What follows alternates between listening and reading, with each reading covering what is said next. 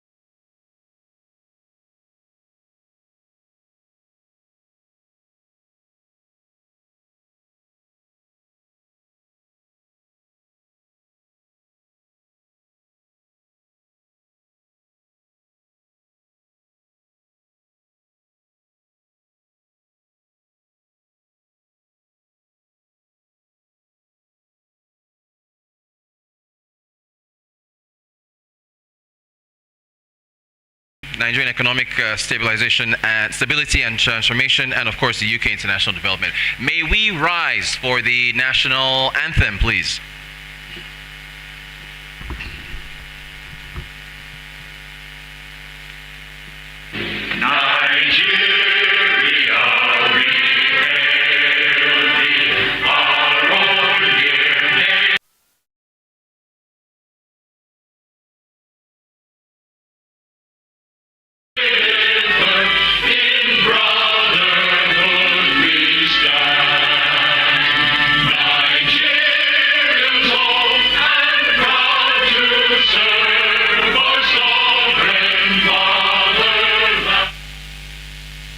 Thank you so much. Thank you. You may be seated.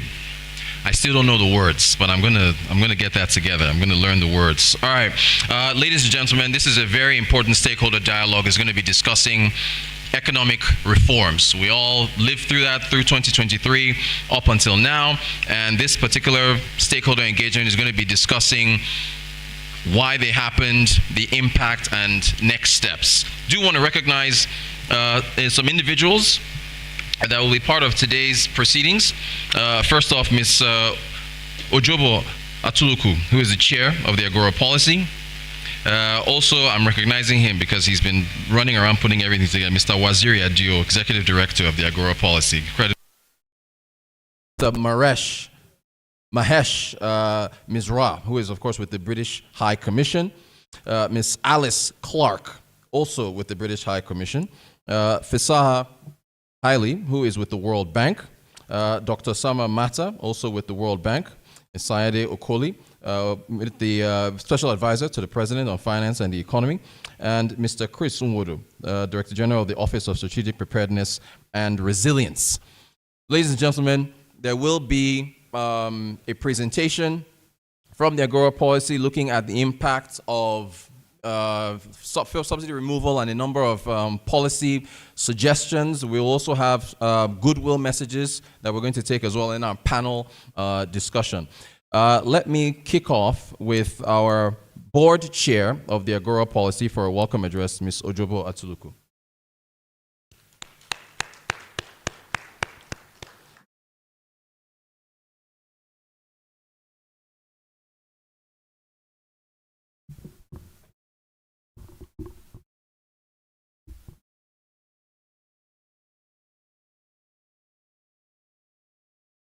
Distinguished ladies and gentlemen, all protocols duly observed.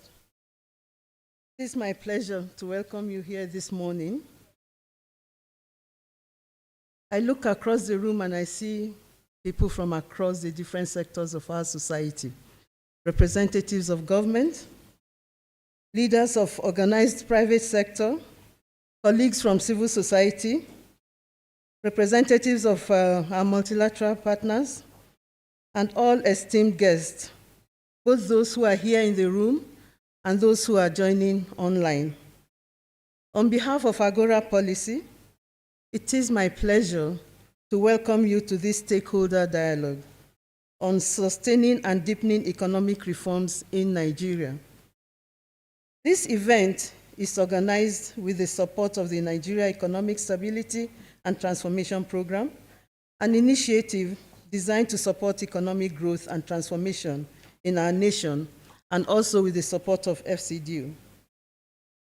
We are gathered here to deliberate on how to sustain, deepen, and improve current economic reforms, while laying a stronger foundation for future ones.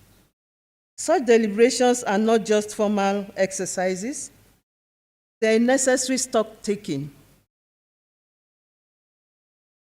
to ensure that reforms are inclusive, their benefits are well distributed, and their pains are minimized, so that public trust is sustained and socioeconomic growth is inclusive. Why is this event an imperative? Serious reforms are ongoing across the economic sector, and invariably, change is constant. Economic policy must never be a one-off event. It should be a constant conversation between those who design reforms, those who implement them, and those who are impacted by them. We must regularly touch base to ask, how is it going? Where can we improve or be better? And what do we need to do more of or less of? Today, I want to congratulate all of you in the room. When I say the room, I mean both here and online, and the sectors you represent, as this is a veritable example of deepening democracy in action. Governance is dual-sided. There's a demand side and there's a supply side, and both must go hand in hand. And the cross-section of our society here present means Agora policy is achieving one of its raison d'etre, the reason for its being. Agora policy is a space for such democratic dialogues to happen in a safe space, for strategies and aspirations of governance to be interrogated, to be refined, and to be steered for a better and improved end. At Agora Policy, our primary objective is to provide a dedicated space for the interrogation of policy issues and to bring clarity to policy directions.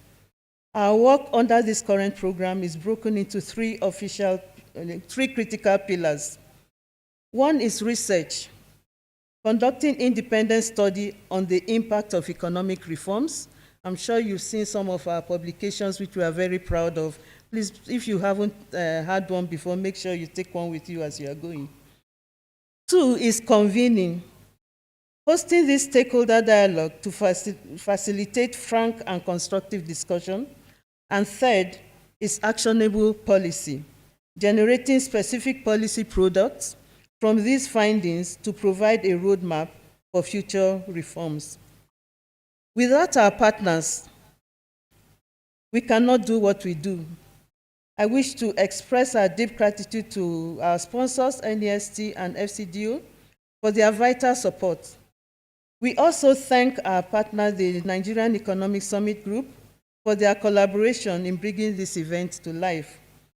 Our panel today is the heart of this event, representing a cross-sector of society, the central bank discussing monetary policy, the special advisor to the president on the economy and finance, on fiscal policy, the Lagos Chamber of Commerce and Industry, private sector, civil society providing citizens' perspective, World Bank offering a multilateral institutional perspective. I specifically encourage the representatives here from business and from civil society for frank conversation about the direction, the progress, and the challenges of the reforms. The reception in a space like this is excellent for getting your views across. We seek your innovative ideas and frank feedback to ensure that the gains of the reforms are felt by all segments of society. Thank you to our panel of experts and specialists. Your contributions to building Nigeria will not be in vain. Thank you, ladies and gentlemen, for being part of this essential conversation. We are honored to have an able anchor in whose capable hands I leave you.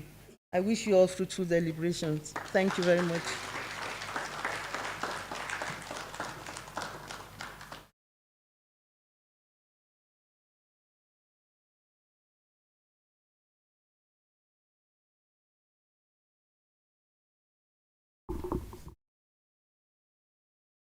Thank you so much to our board chair. Up next, we start off with our goodwill messages. I want to give a warm welcome to Mr. Mahesh Misra, who of course is a member of the Economic Council of the British High Commission.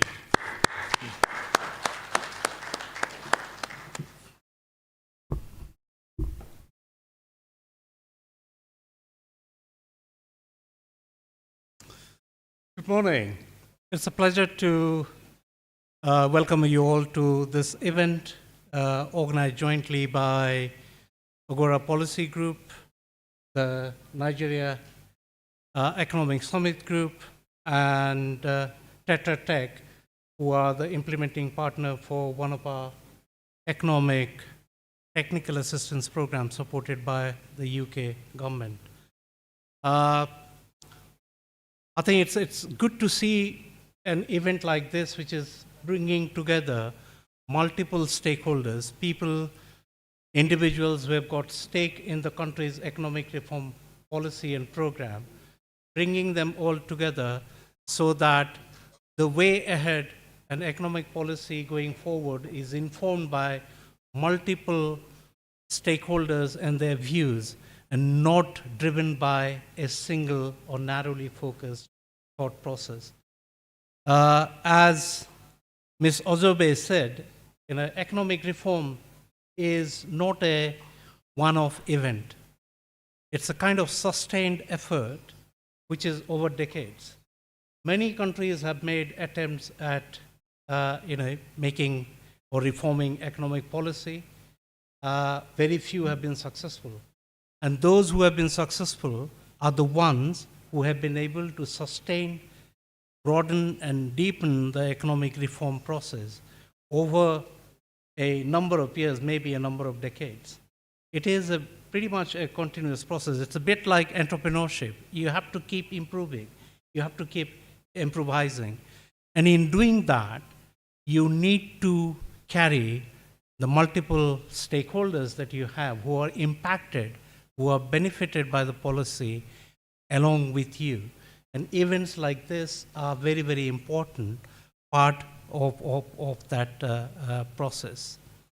I think it has been very, very encouraging to see Nigeria embarking on a pathway of economic reform from 2023.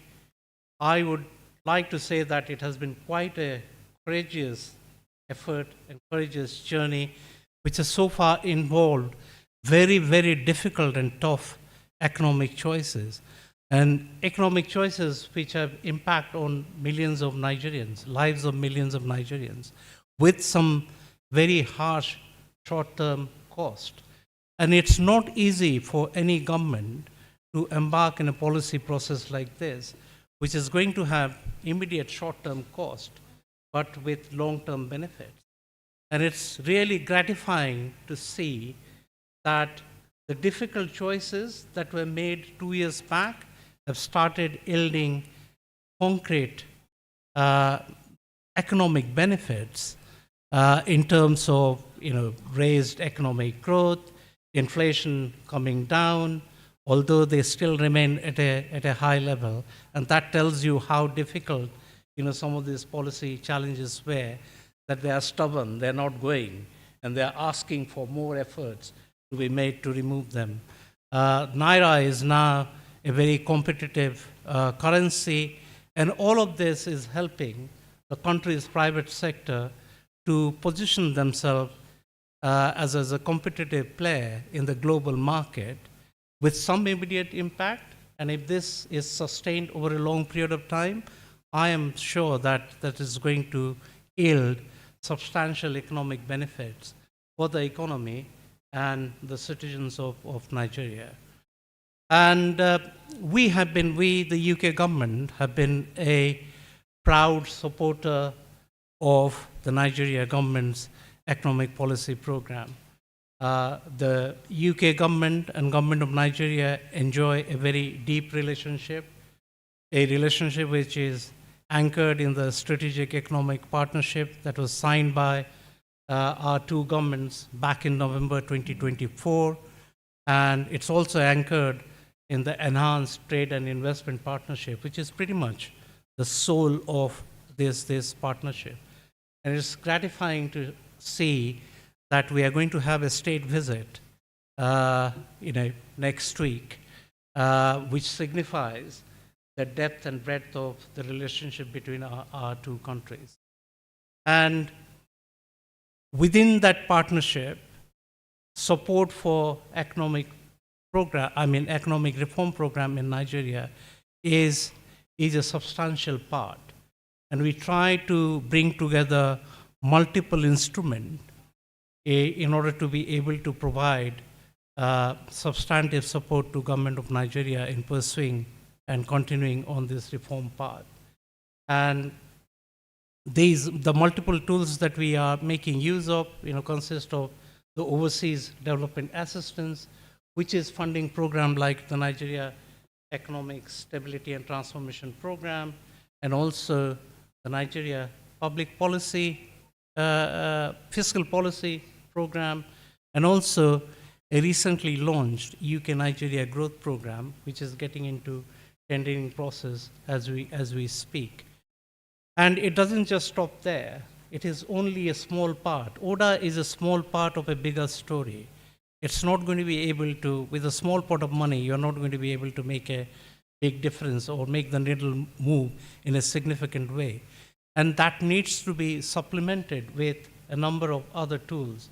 And we are glad that we are able to bring into play tools like UK-backed financial institutions such as the British International Investment, the UK Export Finance Agency.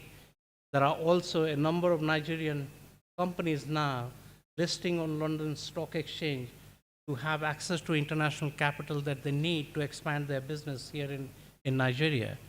The City of London is also an important part of this story in terms of providing Nigerian private sector have access to international capital. And our effort is in trying to bring all of this strength together to make a bigger impact. It's good to see that you are going to be having a substantive discussion over the next 3 hours or so on what lies ahead of Nigeria in terms of economic reform policy, what is going to make sense, what is not going to make sense, and how Nigeria can deepen and broaden the economic reform process. You've got a very powerful panelist, a panel discussion, subsequently, which is consisting of some authoritative voices in this field, and I'll be really looking forward to hearing about the outcome from this discussion today. Thank you very much.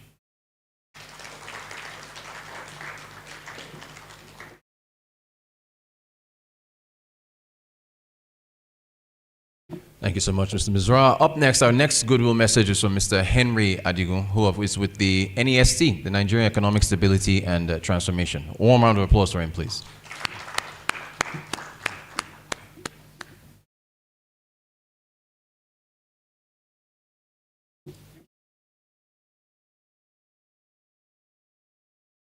Good morning, everybody. Let me say thank you for attending this program. I think we want to deepen that dialogue and get the people's voices into the room around the reforms we are undertaking. You've heard from the funding partner, High Commission, their interest. Our NEST is a very small program, but we have very high ambitions. And our way of working is to work with both the government, the private sector, and civil society to improve that quality of reforms and transforms to Nigerians. People say the reforms have been going on, but people want to feel it. How does it impact my life? How can I improve the quality of my life? So it's high level to say, well, yeah, currency is getting better, inflation is getting better. But until the point where people start feeling it in their everyday spending, in their living, then we've succeeded. So NEST is here to support that kind of advancement. We're going to work with partners. This is our first dialogue. We started September last year. So this is the first dialogue we're having. We're open to have more partners. So thank you for coming. I enjoy the discussions. Let's make it as open as possible. And I thank Agora Policy and NESG. And of course, I thank FCDO. Thank you very much.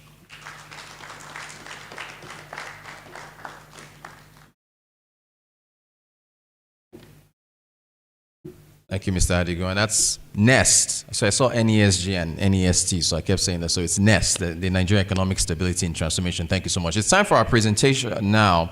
And I want to call on Professor Shuaibu, Dr. Mohamed Shuaibu, who is with the Department of Economics at the University of Abuja, to put forward this presentation from the Agora Policy on the impacts of reform. So one round of applause for him, please.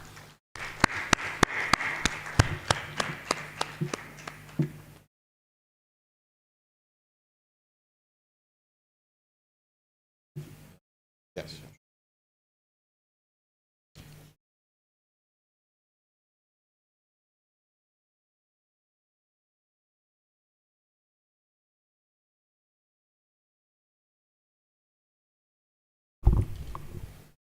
Okay, good morning, everyone. I'm here to share with you the findings from an analysis we conducted on the impact of ongoing macroeconomic reforms in Nigeria. And the outline for the presentation is pretty straightforward. We have the background, the model, the qualitative analysis, and the policy recommendations. So we start off with the basic trends in terms of the issues, the data, the evidence in terms of what had happened immediately after the introduction of these major reforms. And 3 of these major reforms include the PMS subsidy removal, the electricity tariff hike, and then the floating of the naira. And these have had, direct and immediate impacts on different economic indicators. The first and obvious one being the increase in PMS price, as we can see in the chart on the extreme left. And then, of course, the floating of the naira also led to a significant spike in the naira-dollar exchange rate. And then, of course, we saw a significant increase in Band A tariff to about 210 naira per kilowatt per hour. These reforms, of course, have had a significant impact on key macroeconomic indicators. We've seen an improvement in gross external reserves. We've seen an improvement in FAC allocation as well as debt servicing.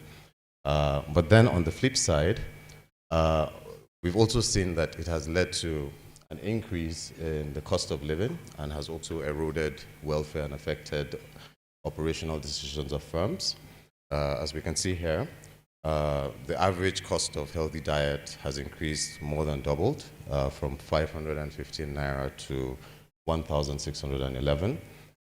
We've also seen an increase in the average cost of intercity transportation, and the average price of rent has also gone up significantly, while the cost of a healthy diet in terms of nutritional intake has, taken an upward trend, throughout the review period that is being considered. Of course, the government did not just sit down and fold its arm. It took several measures to help, cushion these shocks. The first most important one being the increase in minimum wage. And after that, we also saw conditional cash transfer programs that were launched in October 2023. But again, there was a delay in the implementation, which, of course, had a lead because it didn't start until late 2024. So basically, this sort of missed a critical window in terms of when households actually needed this relief. Of course, we saw the conditional cash transfer of 75,000 naira, which was also insufficient to sort of cushion the impact of the shock.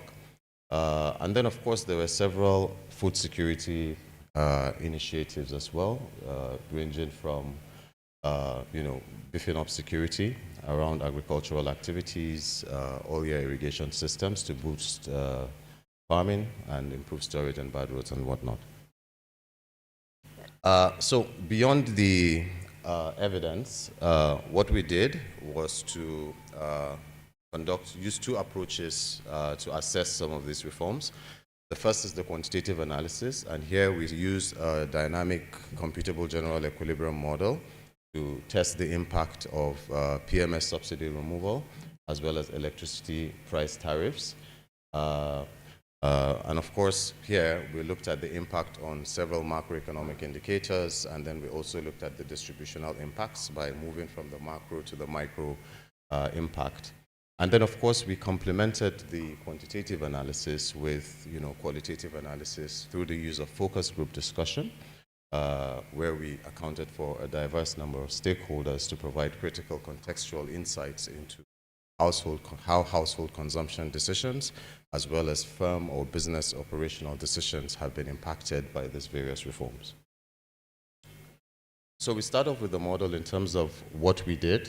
As I said earlier, we used a standard PEP1T dynamic general equilibrium model that is recursive to account for both the supply and demand side impact of various reforms. What did we test? So the analysis was predicated on 4 policy scenarios. The first one is the removal of the PMS subsidy. But then we also accounted for the removal. We complemented this removal with the cash transfers to the most vulnerable groups. And then the third scenario was the removal of electricity tariffs alone. And then we also combined it with cash transfers as well. So the idea was to look at how these reforms or these policy shocks would affect the dynamic path of key macroeconomic indicators as well as micro indicators as well. Now, on the other side, we also, so in terms of the data, we used the 2018, which is the most recent data available for modeling using the CGE model. We used the 2018 social accounting matrix, which is a provides a representative snapshot of the Nigerian economy. It captures intersectoral linkages as well as the relationship or the circular flow of income between different economic agents within the economy and with the rest of the world.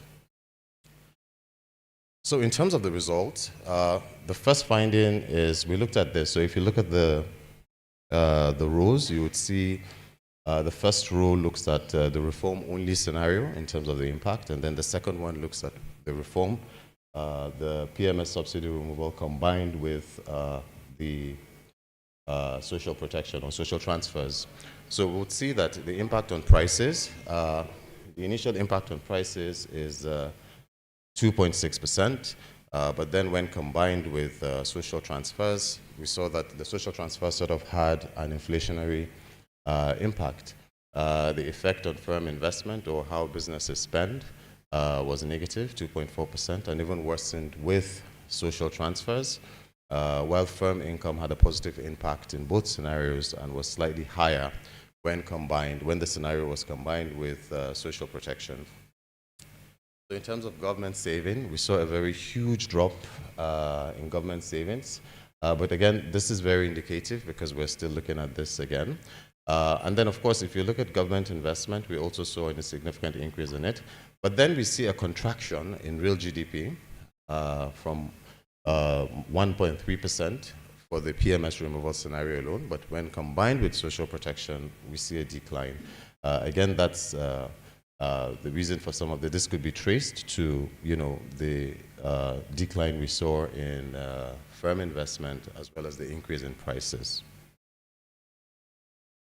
So here we look at the, sort of the trend, the impact, the dynamic path impact of the PMS subsidy removal on household consumption.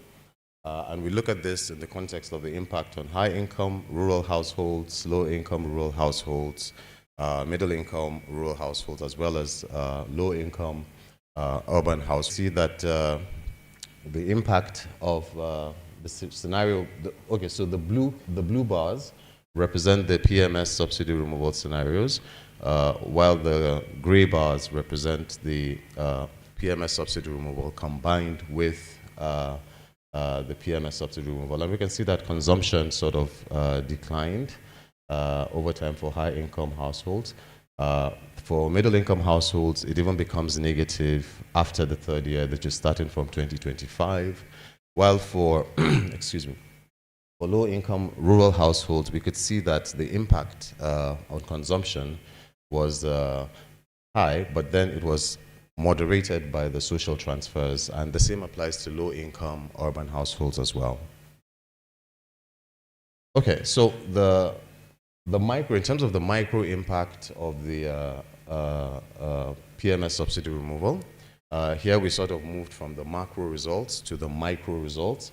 And here we see that the poverty headcount worsened, after the subsidy removal. From the baseline of 50%, it increased to 63%. But we see that it remains 63% even when social protection was introduced. So this means that the social protection programs might not have, the delays in the social protection or the quantum was not enough to sort of mitigate the effect on poverty. But again, we see that for high-income households, they're sort of insulated from the results. And then, of course, from the national perspective, we see a worsening of the poverty indicator to 63.3%, but then it's moderated to 56.2% when social transfers were introduced. We also have similar numbers for the poverty gap and severity of poverty, but what is more striking here is that the effect on high-income households is neutral across board. So here we look at now the electricity tariff removal in terms of what happened. Here, as we can see, the impact on consumer prices was 0.26%, but then when social protection was introduced, it improves marginally by 0.52%. Firm investment is also positive across board before and after, but it drops a little bit when social protection was introduced. Again here, if we look at the impact on real GDP, it's 0.42 for the electricity tariff hike alone scenario, but sort of comes down a bit to 0.21. Please note that these are just the average prices over the period that we considered. So here again, we look at the impact, the dynamic impact on household consumption over time, starting from 2023 to 2027.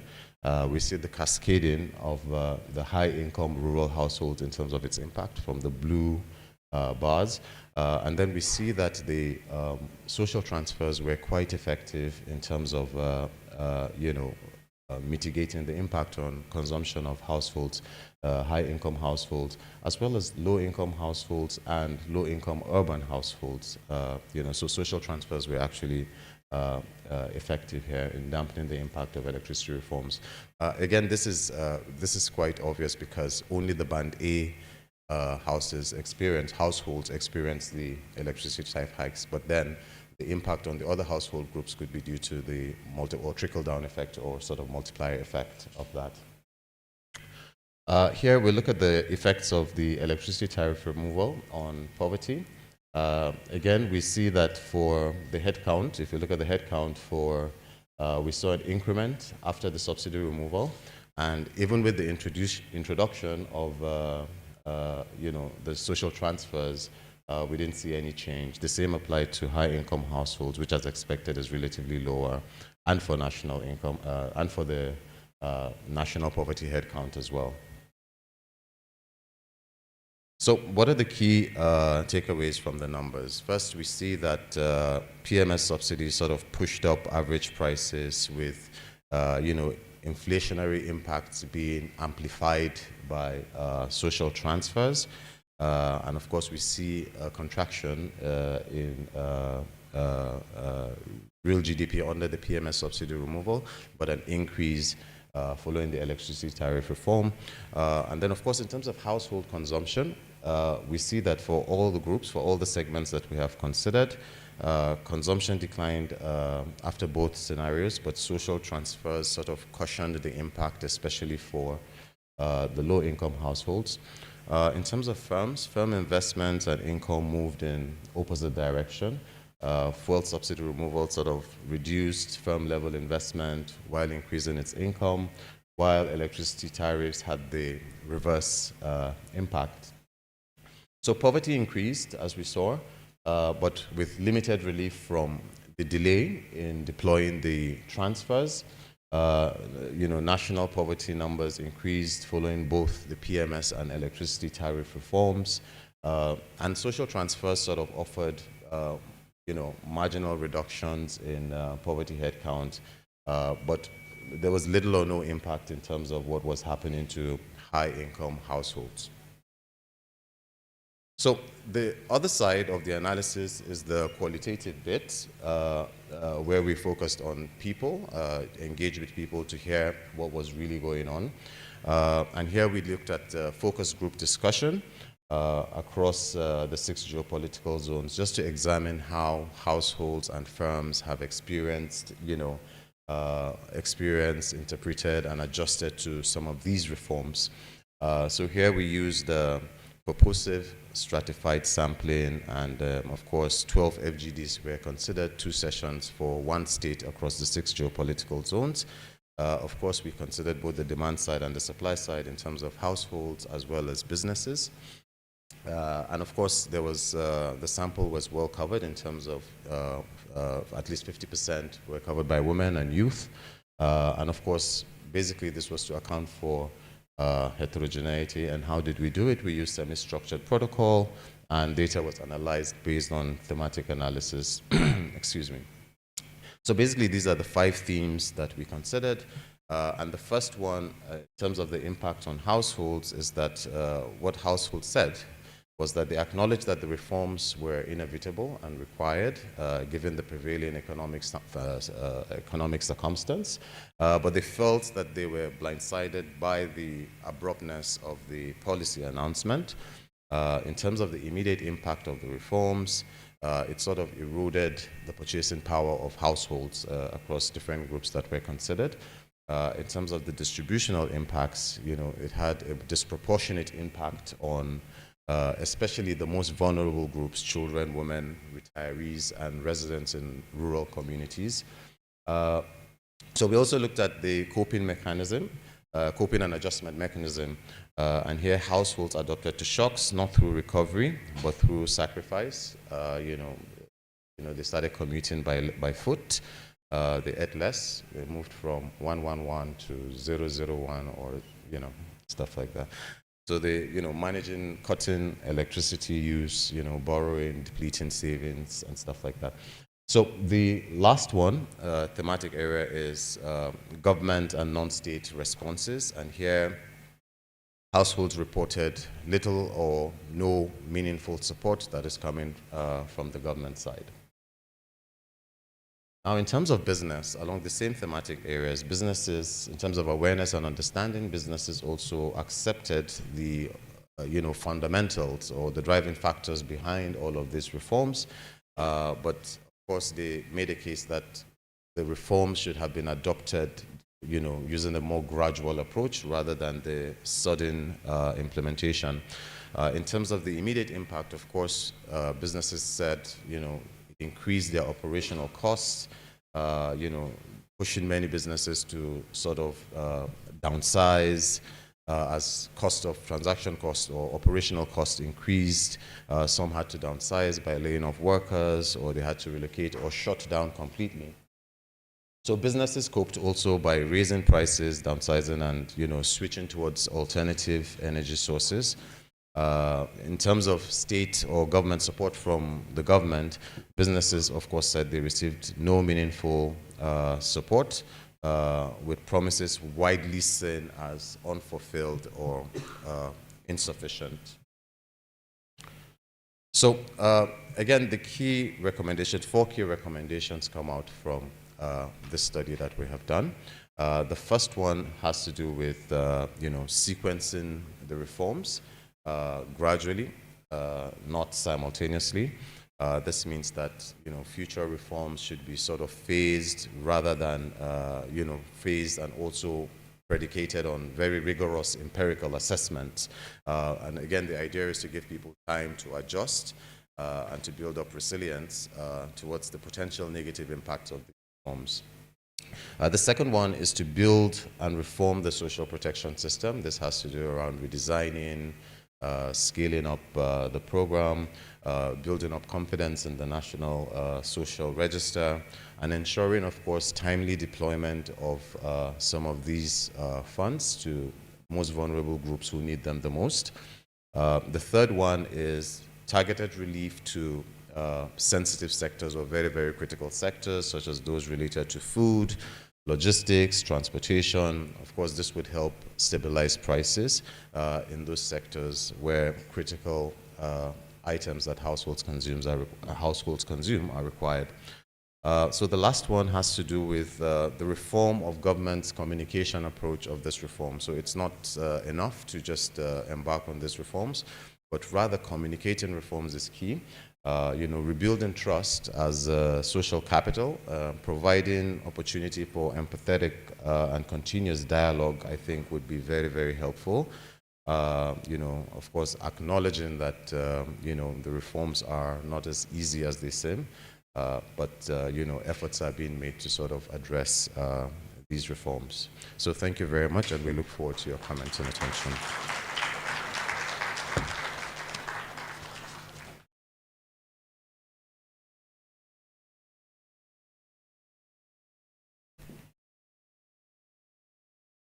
Round of applause again, please, to Dr. Shoibu for that presentation. Set the scene for us pretty well. I do want to recognize a few more people before we get to our panel session. Mr. Chris Okeke of the FCDO, Ms. Yetunde Adegoke of NEST, Ms. Aishatu Abdullahi of NEST, Professor Remi Ayede of the University of Ibadan, Professor Jalamatu Issa of ABU, Professor Damilola Agbalajobi of OAU, Dr. Henry Asogwa of UNN, Mr. Oluseun Onigbinde of Budget, Mr. Eze Onyekpere of the CSJ. Now, this is what you've been waiting for. So we're going to get into our panel now, where we're going to discuss the why of the reforms, the impact of the reforms, and what is coming up next. So let me introduce our panelists, one after the other, just giving you a bio on each of them. We'll start with monetary policy. I'm also going to take questions from you as well. So questions on exchange rates, interest rates, and so on. Dr. Mohamed Sani Abdullahi, Deputy Governor of the Central Bank of Nigeria, is an economist and public policy expert with over 2 decades of leadership in economic policy, central banking, and international development. As Deputy Governor of Economic Policy at the Central Bank of Nigeria, he provides strategic insight of macroeconomic, monetary policy, and financial markets, holds a BSc and MSc in economics from Ahmadu Bello University of University Zaria, MSc in development economics and policy from the University of Manchester, and a PhD from the University of Reading. He's a member of the Dunning Africa Center and author of Disruption, Rethinking Governance to Work for the Poor. You're welcome, sir. Come on up.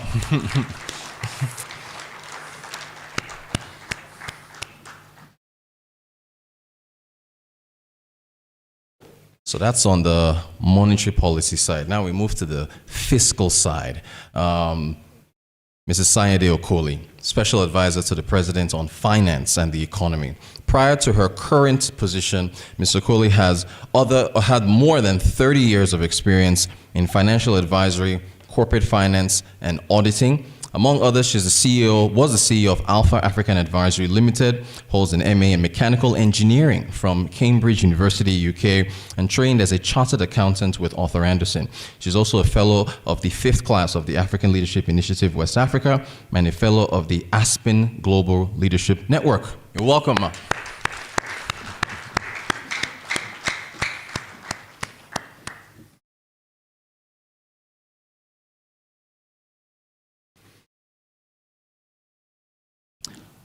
Up next, we have a representative from Multilateral, the World Bank. Very happy to have him, Dr. Samuel Mata. Dr. Mata is based in Abuja and has been covering Nigeria since 2021 as part of the economic policy team at the World Bank. Previously, he contributed to various analytical studies and operational projects across the Middle East and Africa. He holds a PhD in economics from the University of Nottingham, and his research has been published in several peer-reviewed journals. Dr. Mata, you're welcome.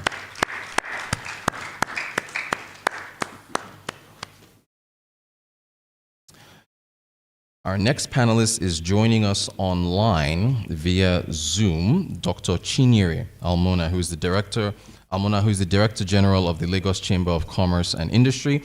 Dr. Almona has over 30 years of experience in corporate governance, risk management, and compliance across the private sector and international development institutions. She previously led the Africa Corporate Governance Program at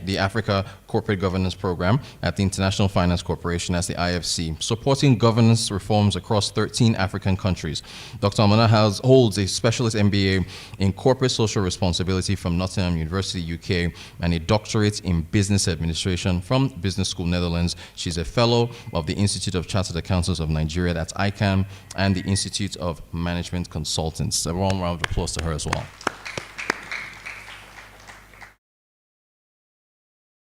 Last and certainly not least, Dr. Hussaini Abdu, who's a country director of CARE International. Dr. Abdu is a public intellectual and international development expert with over 25 years of experience in governance, humanitarian leadership, and institutional reform across Africa, Asia, and the Americas. He currently serves as country director of CARE International in Nigeria. Previously served as country director of Plan International and Action Aid in Nigeria, and led Action Aid International's democracy and governance program across more than 20 African countries, working with continental and multilateral institutions, including the African Union and ECOWAS. He holds a PhD in political science and chairs the board of IAGA Africa and Partners with Africa. Welcome.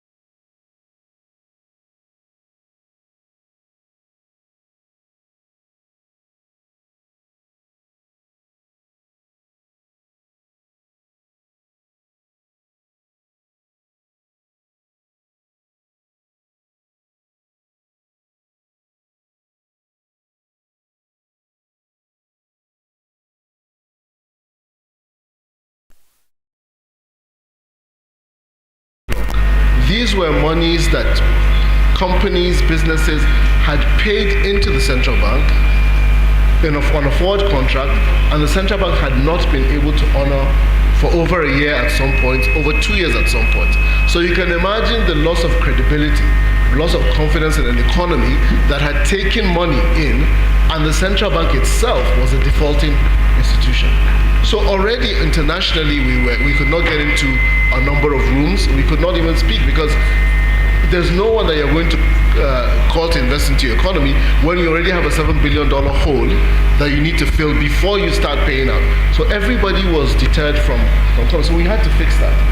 And so we looked at what's the composition of these backlogs. And we took a commitment that we would pay every single one of them. The president took that, and the central bank government took that. Now, when we started paying in November, we then had a meeting with all the CEOs of the banks to talk about, look, we're going to, and some of them said, look, some of these liabilities, there are questions as to how they emerged. And some of those questions were, we then had to put up, later on, a team led by Deloitte to come and say, let's audit this $7 billion first. Because there's no way we can dip into the reserves, $7 billion into something that is questionable.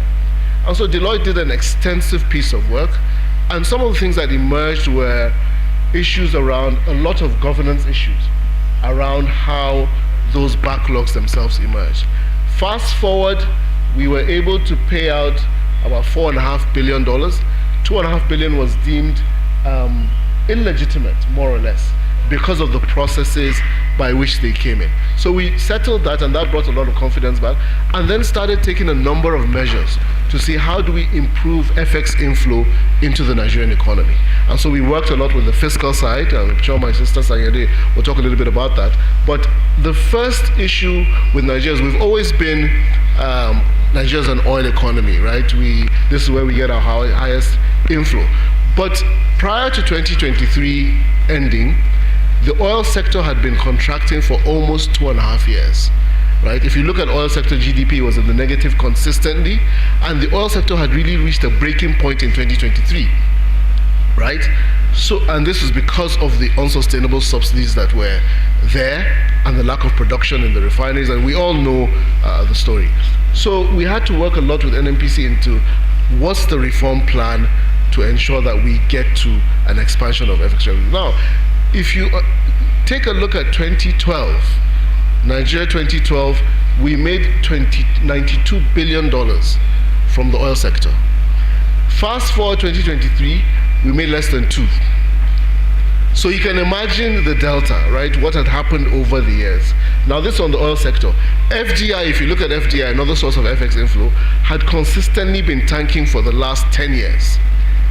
And the reason is clear. You have 3 or 4 exchange rate policies. You bring in your money at X, you can't take it out at Y. Your money is trapped. Nobody's going to bring money. So that was another issue. Foreign portfolio investment had also crashed because, of course, nobody's going to bring his money into an economy where they can't take a decision to take it out tomorrow. So that had also crashed. Non-oil exports had also crashed.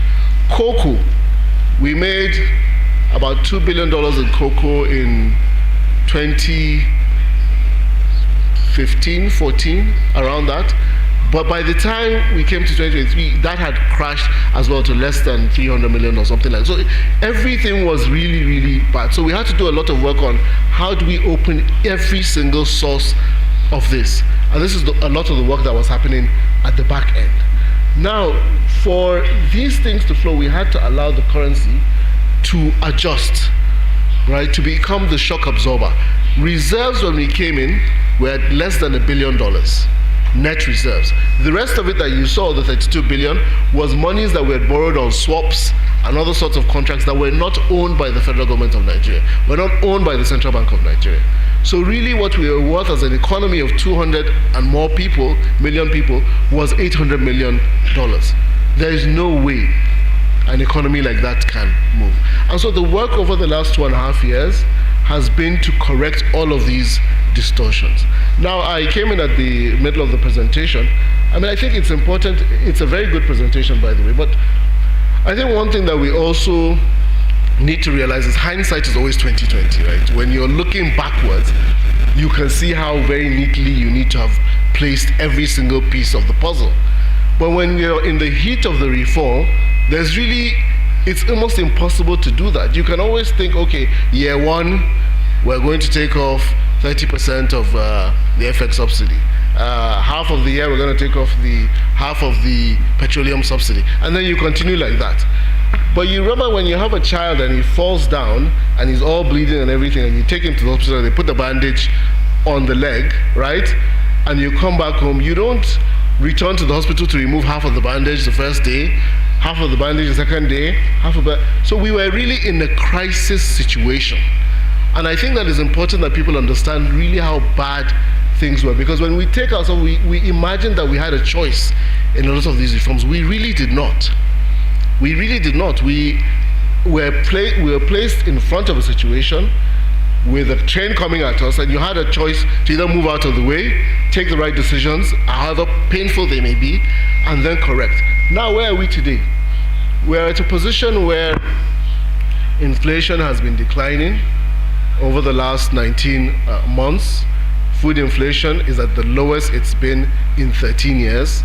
We're at single digits for food inflation. We are heading to single digit inflation, which hasn't happened in the last 12 years. Okay, so that is one of the biggest contributions to the poor, when you can allow them to say we can get food at prices that are not changing rapidly, that are low enough for us to be able to afford. That's a pro-poor measure already. Where are we in terms of FX? When we came in, the net reserves were at 800 million. Today we're at $32 billion. We're an economy that is inspiring confidence everywhere we go. And frequently, when we go to DC with colleagues from the fiscal side, we make a presentation just to a room like this with investors. And there is no better investable destination. We're among the top 3 in terms of emerging market economies, right? Before, we were competing with the likes of Egypt, Kenya. But today, when you sit with portfolio investors, they rank Nigeria consistently high. And that's why when you see issues like, for example, what happened last week with the war, over the last 2 weeks, you still see that capital continues to flow into the economy because, of course, the rates are good. There's a lot of confidence in the economy. So we've rebuilt that section. If you look at the news consistently today around oil sector, you will see all the work that's being done by Ministry of Finance, the presidency itself, on unlocking all the latent assets that have gone dormant. And this is a significant amount of inflow back to us. If you look at non-oil exports, we're back to the highest we've been in the last 10 years. Yesterday, we had a meeting with the Export Promotion Council, and we made $6 billion, I believe, last year from non-oil exports, and that is going higher. We have a target for $12 billion, and then we move on from there. Our balance of payments are looking good. The Purchasing Managers Index for February, which is an index that tracks how businesses are putting in their money in hiring new equipment, in hiring new people, and expanding inventory, has been at its highest for the last 10 years. It's at 56 index points. So where we are today is an economy that is transiting to a positive. We're not yet there by any stretch of imagination. We still have significant challenges, especially on the social front, which is places where we need to take action. But we are an economy that has turned the corner away from the imbalances that we met and on a strong footing towards progress.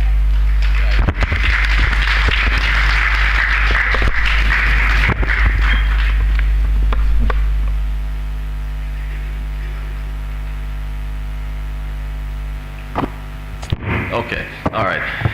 Thank you for that. Sayede Okoli, as the Deputy Governor just mentioned, oil prices are, back to triple digits. Crude oil back at $100 per barrel, and I think this is, well timed for you to talk about the why the fuel subsidies were removed, because if you remember, during those times, there were queues everywhere, right? And thankfully, there are no queues now, even though prices are high. So from your end, on the fiscal side, can you talk about the need to do that? I guess also acknowledging the impact on prices for everyday Nigerians, why it had to be done. Thank you. How long do I have? So we just know upfront. couple minutes. Just I know the deputy governor had to express what was going on, so he went a bit over time. So, but yeah, just a couple minutes if you can. You're not going to limit me to 2. All right. So, good morning, all, and thank you very much to Agora for having us all here today. To your point, Mohammed has covered a lot of ground, and what I will do is to just try and bring some color into some areas. So if we think about it, Mr. President came in with a renewed hope agenda. And if you boil it down, it really was about making the lives of Nigerians better. But then if you go back to where we were, and April 2023, I was actually privileged enough to be part of the transition team that went to DC for the World Bank IMF spring meetings. And as we engaged with different parties, the multilaterals, bilateral partners, portfolio investors, etc., the message was very clear. They were, presentations, data upon data, showing the impact that these subsidies, both fuel and FX subsidies, were having on the economy. And data showing the counterfactual that if we continued in this direction, where we would end up. And if you think about it, if we say we're trying to make the lives of Nigerians better, a key part of that is having inclusive economic growth. But you're not going to get inclusive economic growth without investment, because you know that government alone cannot, inject the amount of funding required to get this growth. And therefore, to be able to attract this investment, you need an attractive macro economy. And as I said, go back to April 2023, as you're engaging with different, FDIs, everybody, the message was clear. Until you address these 2 big elephants in the room, we're not going to engage. And so we came back from that April, and as Mohammed has said, work did go on behind the scenes, just digging deeper, understanding the fuel subsidy, getting a good sense of how much of that fuel subsidy was funding our neighbors. Because if you remember, there was a lot of smuggling happening at the moment, and getting a better understanding of, let's just say, how much of that subsidy was not benefiting Nigerians. So that by the time Mr. President came on May 29, work had been done, and it was clear to everybody that for such reforms, you needed to do it when your political capital is high. It's not after, you've been going on, like you're not going to remove subsidies today, right? It's just being very practical. Thus, the subsidy is gone on day one. But then, the economy is not linear. It's very complex. And there are many levers you're pulling at the same time, just because you're trying to steer forward. So we're removing fuel subsidy, but we also removed FX subsidy. In removing FX subsidy, of course, the Naira depreciated. We were importing PMS, which means that the landing cost of petrol went up. But then, Mr. President was conscious of the impact that removing the fuel subsidy had already had on Nigerians. So when Naira is depreciating, we couldn't then just start raising the PMS prices further, which meant that an FX differential started building up. Because everybody, you'll be in December 2023 or early 2024, people are saying, for some reason, okay.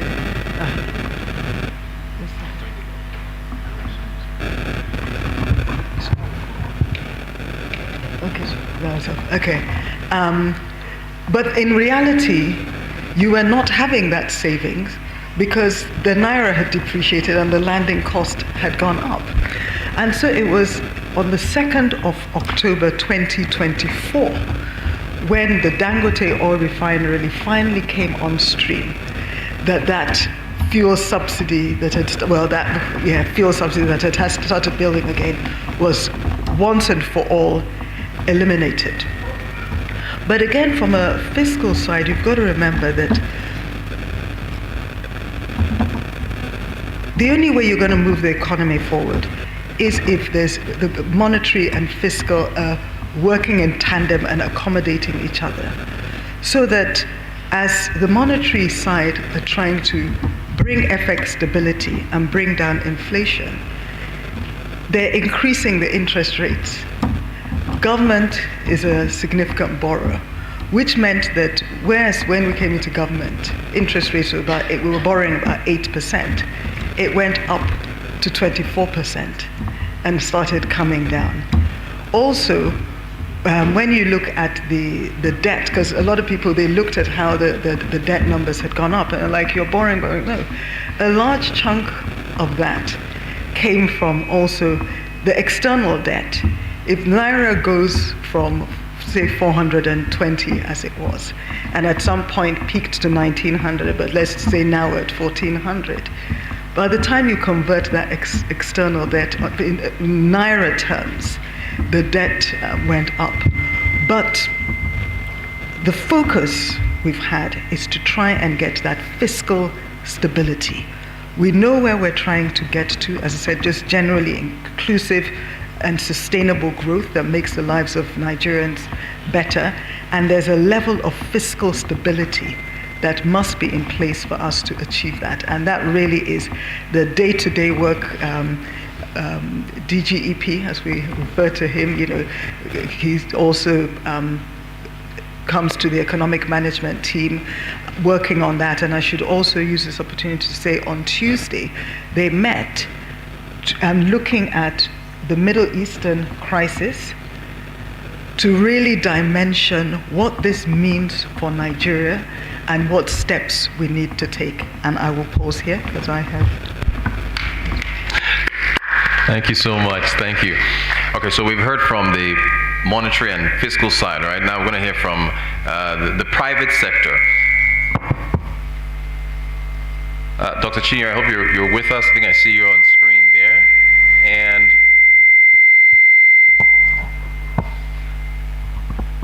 okay, Dr. Chinyere, you've heard the why from the monetary and fiscal representatives of the monetary and fiscal authorities of Nigeria. You are, of course, just once again Director General, Lagos Chamber of Commerce and Industry. What is your take, Dr. Chinyere, in terms of what you've heard, the why this was done, the reaction of the private sector, and how things worked out from that period, Doctor? Yeah, me now. Yes, go right ahead, please. Oh, thank you very much.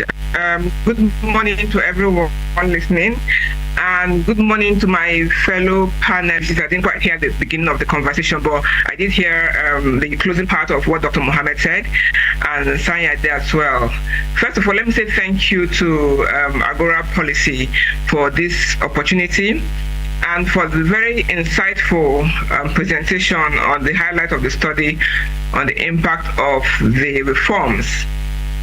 At the private sector level, the recent macroeconomic reforms have affected businesses in different ways.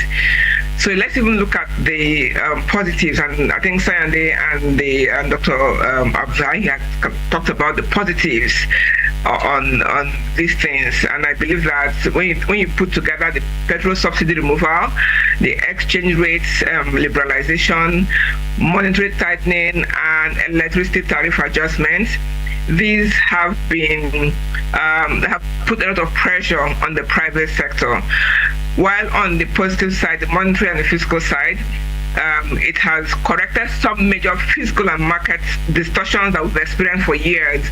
And over the years, the Chamber of Commerce, we have constantly advocated for the removal of the fuel subsidy because we didn't think that it represented sufficient benefit to the Nigerian people. Like Sunday alluded to, in some ways we are funding our neighbors and giving some advantage to them, and we're not absorbing that. So removing the fuel subsidy, estimates have given an average of 7.5 billion. Of the resources that government can actually redirect or should redirect to infrastructure and human capital investment. Now, for me, at the private sector, that's what we want to see. We want to see that the savings from the fuel subsidy removal is funding infrastructure. Today, the private sector is still struggling with a bit of that, because there has been a huge adjustment cost, of course. So in 2022, the fuel price was about 200. Suddenly it went almost like between 40 and 50% of a business cost will be power. And if we believe that the savings from just the fuel subsidy removal should go into infrastructure, we want to see that is actually elevating some of the pressure on the private sector, but that hasn't been, that we're not seeing. So at the macro level, they've talked about the balance of payment improving, they've talked about the foreign reserve improving, and the fact that there's a lot of confidence now in the Nigerian economy. I agree. So the economy is growing, but that hasn't trickled down to the common man. That hasn't trickled down sufficiently to the businesses, particularly the small businesses, because their operating margin has over the years been, compressed. And in all of this, you also have that the consumer demand is reducing because of all what we have talked about. So with the fuel price going up, transportation is more difficult and more costly. And so businesses and the consumers are struggling. So what we want to see, while these macro reforms are great, and I commend the government for having the courage to put these reforms into motion, what we needed to have will be complementary policies that could support or cushion the pressure. So for instance, when we had the fuel subsidy removal, we're expecting to see certain policies to support the private sector. There were talks about cash transfers, there were talks about credit to small businesses, but even those, it was difficult to track, to monitor, to know where those funds were going to. So there seemed to have been an uneven transmission across sectors. And this tells us that, there has to be a way for government to put in place certain things that can help. I mean, when we talk about SMEs, we can consider discretionary rate for SMEs. So while the CBN keeps interest rate high, we can, think of how can we support the SMEs a bit more. There's the National Credit Company that's supposed to help the SMEs, but then that even that hasn't, the mechanics of that, we haven't worked it out properly. So for me, the reform is good at the macro level, but we want productivity. We want productivity enhancing reforms by government that will help the private sector to scale, to expand, to employ more people, and to ensure that the private sector is thriving. I'll stop there for now.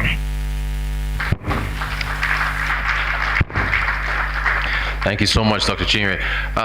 Dr. Abdul, I saw you taking notes, and I really like the work that you do over at CARE. You are on your website. It says we are focused on reducing poverty and taking care of the vulnerable. So I really want to hear your thoughts on this. But Doctor, I don't want to throw something in here.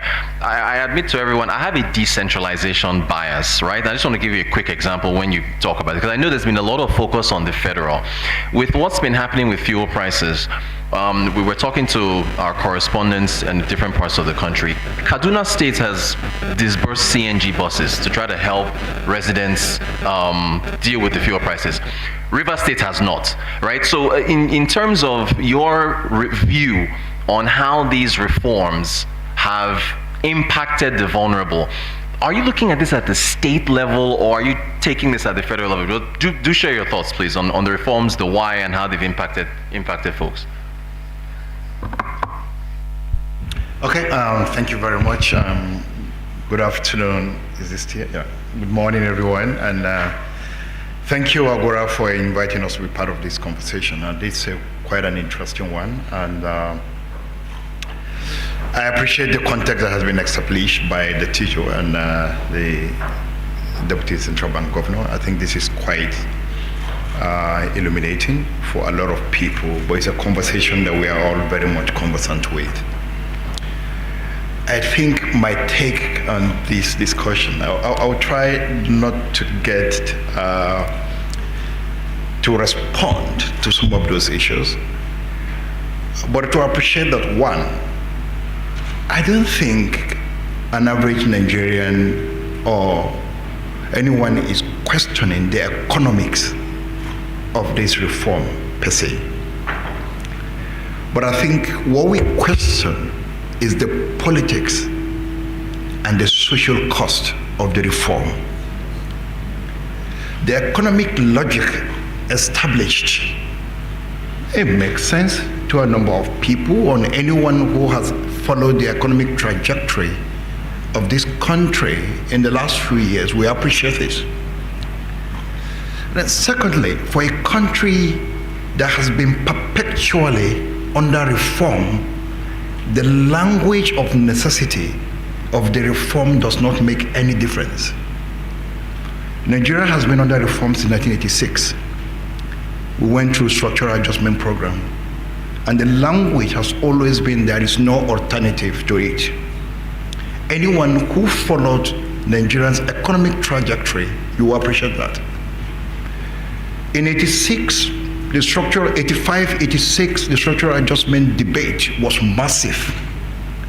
The discourse on foreign exchange, what we call the second-tier foreign exchange program, was massive. The concern for some of us is that, and I'm not a military apologist, but I've just helped to lay this on the table, that if a military government could go through that process of robust conversations and even take a position to say, oh no, we're no longer interested in the loan because Nigerians say they don't want it. Forget about the fact that they went through the back door and still introduced the same policy they wanted to have done because the policies were inspired by the IMF and the World Bank. And we went through it. And since then, we have gone through different phases of deepening that neoliberal reform that we ignited in 1986. So the language of how the imperative of it, why we don't have alternative, it's the same all over through our history. It's been the same line of argument. And the argument that, okay, look, he gave us a medical approach to this. We can't remove bandages every day. But I also know that in medicine, you don't also provide medication on once and for all basis. That is why you have dosage. They say take 2 in the morning, take 2 in the afternoon, take 2 tablets in the evening. Because they recognize in that medical terms that once you overdose, it's a problem. And the challenge we are dealing with today is the overdose. And it is this overdose that is killing people. Look, I'm a political economist. I don't have problem with all the details in terms of the macroeconomic necessity and the stress that informed that. But I have a problem with spontaneity in decision making. That the government can wake up on the day that the president is being sworn in and declare that we have removed subsidy and then we are liberalizing the foreign exchange. That for me, yes, he could have the political capital at that moment, and therefore it is important to do it. But you see, capital, like anything, you gain it, you lose it. That's what it is. You may have it at that moment of decision making, but you can lose it through that simple pronouncement, and therefore makes implementation extremely difficult. And that's the issue. So for us, and for a country that was already stressed, because all the failures of the central bank, I accept those things happen. Everybody knows this. All the crises that happened under the past government, it was very clear.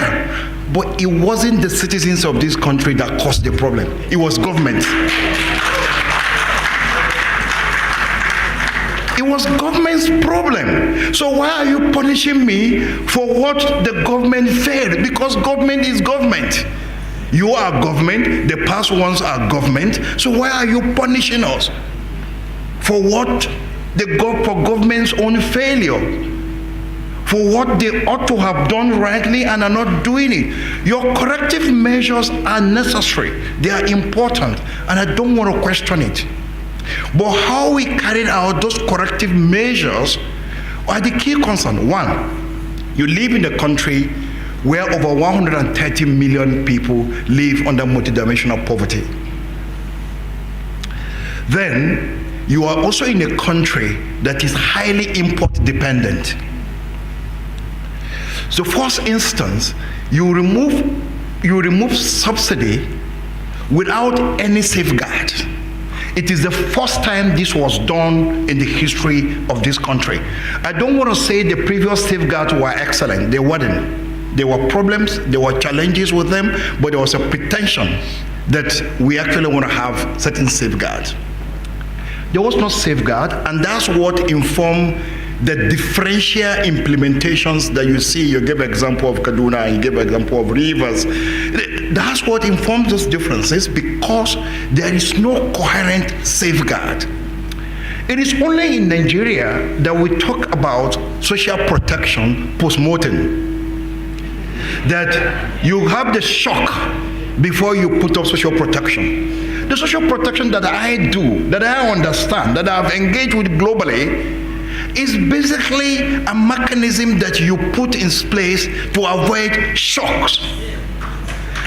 You don't do that for shock. And this is not about this government. Even previous government have done it that same way. It's not, so I'm not saying it's this government. Even previous government, that's what they do. You create the shock, and then post-mortem, then you now say, we are providing relief, we are cushioning it. So I think this is the social part, is the politics of it. Because many times, we think reforms are technocratic processes. So we go through this over-technicization of reforms. But reforms are about people. They are about society. And that is why the involvement of people is very important. But we have reached a stage in this country where we think that people have become obstacles. The people are obstacles. If you listen to them, then you're not going to do anything. That's the dimension, and that's what informs this kind of thing. Or if you listen to labor union, they can be obstructive. And I agree to some extent. Because again, the labor union also doesn't take through the thought processes that are required to engage. They are my friends.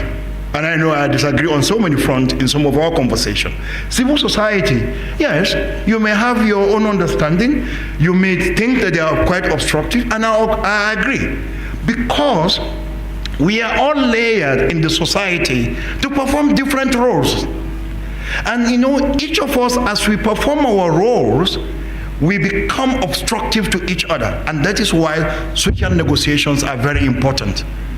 Government, the way it does its things affects me. The way civil society do their things affects government. The way labor. So, and that is why conversations are always important for you to find. Because the challenge of reform is not the decision.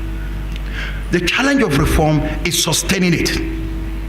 And this is the history that we have had, and that is why we couldn't get through with any reform. I tell you, Today, we have these stories about how bad it was and what we have changed. I've lived in this country all my life. Even when I was doing international job, I most time operate from here. I've studied this country. The longest you will have of this government is 8 years. Another person will come back and will be told how bad it was and why we need to do this.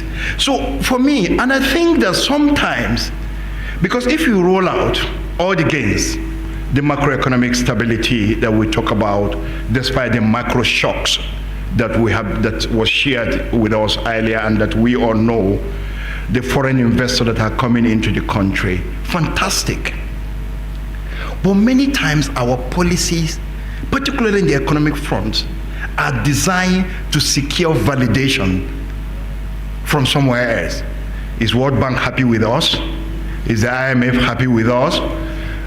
When we go to spring meetings, how many people are coming to us? These are the kind of validations that sometimes we go seeking, because we live in a world that is so deeply divided. The northern hemisphere and the southern hemisphere. At all time, we are looking for validation, even in my own space. So I am not talking about economic, even at the level of civil society. Sometimes we seek validation from the northern world, unfortunately. And this is what happens in this regard. So when investors troop in, my basic economics also tells me that there is an incentive. There is something attractive, because capital, the whole essence of capital is profit, and it will go anywhere to make profit. It will go to Iraq under war, it is in Sudan, it's still making profit. As long as profit can be made, capital will go there. And so, if the investors are coming, there must be incentive. There is something attracting them.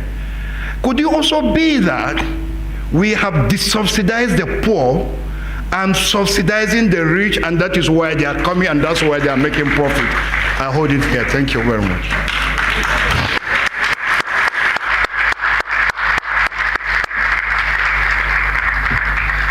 Dr. Abdul, you did not disappoint. Thank you. That's the reason why. That's the reason why you're on this panel. Thank you for bringing that angle to it. So, well, Dr. Matha, you're with the World Bank, and you're going to have to, I guess, respond to some of these points that have been put forward. The World Bank did advocate for the subsidy removal. Dr. Abdul referred back to the SAP, that was kind of the IMF, but still. So, look, I guess, if you wish to respond to some of those points, from your perspective, the why this was necessary. Yeah, thanks so much, and thanks for the invitation. Let me put it, I would say, two numbers, which I think one of them the GEP mentioned. So net reserves was $700 million, and I remember, or $800 million in mid-2023. And I remember we were at some point in a conference in the central bank, and I was making the point that Nigeria was on the brink of collapsing. And I remember the governor corrected me, Nigeria was in the collapse. So that's the first number. The second number, debt service to revenues. And here I'm talking because I think in Nigeria, when people talk about government, people tend to refer to the federal government. I'm talking to the entire federation. Debt service to revenues in 2022, it was 102%, meaning that for every 1 naira collected, you need to borrow to pay it back. So in a way, I think there's a lot of analogies on, on hospitals and the health sector. So I think at that time, Nigeria was, if kind of take that analogy, you have a patient who was in full cancer. So we're trying to give him chemotherapy, and that will not work, right? And I guess the counterfactual was, if nothing was done, Nigeria could have gone to Sri Lanka. And the case of Sri Lanka is clear. So I remember we had colleagues there. When you don't have don't have reserves, you cannot import, right? And in Q1 2023, so you had the famous Naira redesign, you had the elections, and you had the subsidies. I remember there was a journal article, and I will not forget it. So Nigeria had 3 queues. So I had the queues for petrol, So I had the queues to get cash, and then I had a queue to get the ID cards for the. So I think that it was a really bad situation. Now, I think we can all agree or discuss whether the sequencing was right, whether it was gradual or not. I'm in the view personally, I don't think it would have been gradual, because when you're in a cancer, if you give 2 doses of medicine, it will not help. You really need to do shock therapy, and I think that was needed. I think the question is whether it was sequenced or not. We can discuss, because effectively, as it was mentioned, the big reforms were done in 2024. So I think the time between mid-2023 and when the reforms were done, what could argue that whether back then the monetary policy could have been faster to react? Yes. One could have argued that why the subsidy lasted for another few months? Yes. But I think we all agree that that should have been done. I'm personally, I don't think a gradual approach would have worked. I think what could have potentially, and I agree, I think maybe when these decisions were made, ideally, and again, that's in an ideal scenario, you would need to have the social protection already in place. So when these policies are done, the cash goes directly to people rather than wait a few months. And I think that's something that I guess needs to be, I would say, improved upon in the future.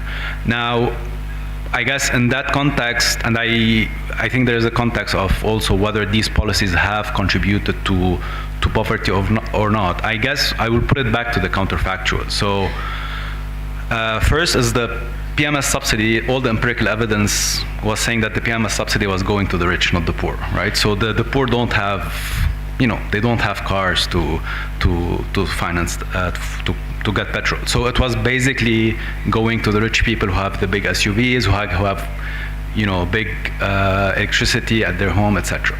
So I guess the second point I want to make is, as a country now, right? So, and obviously it's not for the bank to say anything, right? It's a choice. I think the question is how to kind of make sure that inflation goes down. Because, and I agree with the GEP, is that the biggest now tax on the poor is to kind of get that inflation down. And I hear a lot of the narrative is that, okay, inflation is now to 15%, so we should celebrate. I agree it's good to get it down to 15%, but that's still double digit. And, double digit inflation means your poverty it could potentially decline because it's on a high base, but it could decline very slowly, and I think that's the challenge. So I think the first challenge kind of going forward is how to make sure that inflation continues to go down, and hopefully it reaches single digit. I think that should be really good, and at the same time to kind of change, I would say, or accelerate that growth. 4% is good compared to the historical, but if you look at it per capita, with a population of 2.5% growth, it's still, it's I would say moderate, but it needs to go to 5, 6, 7% to have that growth faster. And the composition of that growth, I think, should also evolve towards more jobs, job creating sectors, which are mainly, I would say, agriculture, industry, and to some extent services, but I would say mainly agriculture. This is where, if you want to lift people out of the poverty, that's where it should go. So again, kind of in summary, I think the shock therapy was needed. Whether it was, I think the sequencing could have been improved. I guess the answer would be, kind of yes, but at the heart of, when the boat is on fire, or sorry, no, when the boat is sinking, okay, so I think the choices there are how to stabilize the situation, and then at some point how to make sure that when you kind of do this shock therapy, which will have, I would say, negative implications, I think this is where I agree that the social protection should have been faster to kind of kick in to mitigate the impact on the poor and vulnerable.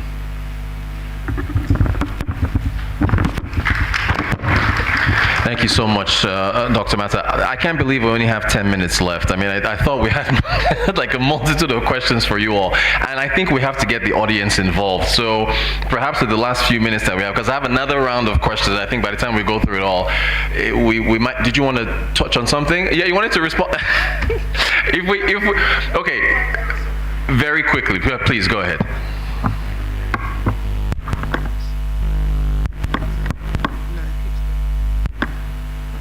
All right, no, so thank you very much, Doctor. And I think the first thing I'd say is that we were responding to the question asked, which was the why. So it's not that we just wanted to rehash, but really the question was the why. Now let me start by saying what I know we did not do well. I think one of our biggest failings was the communication side.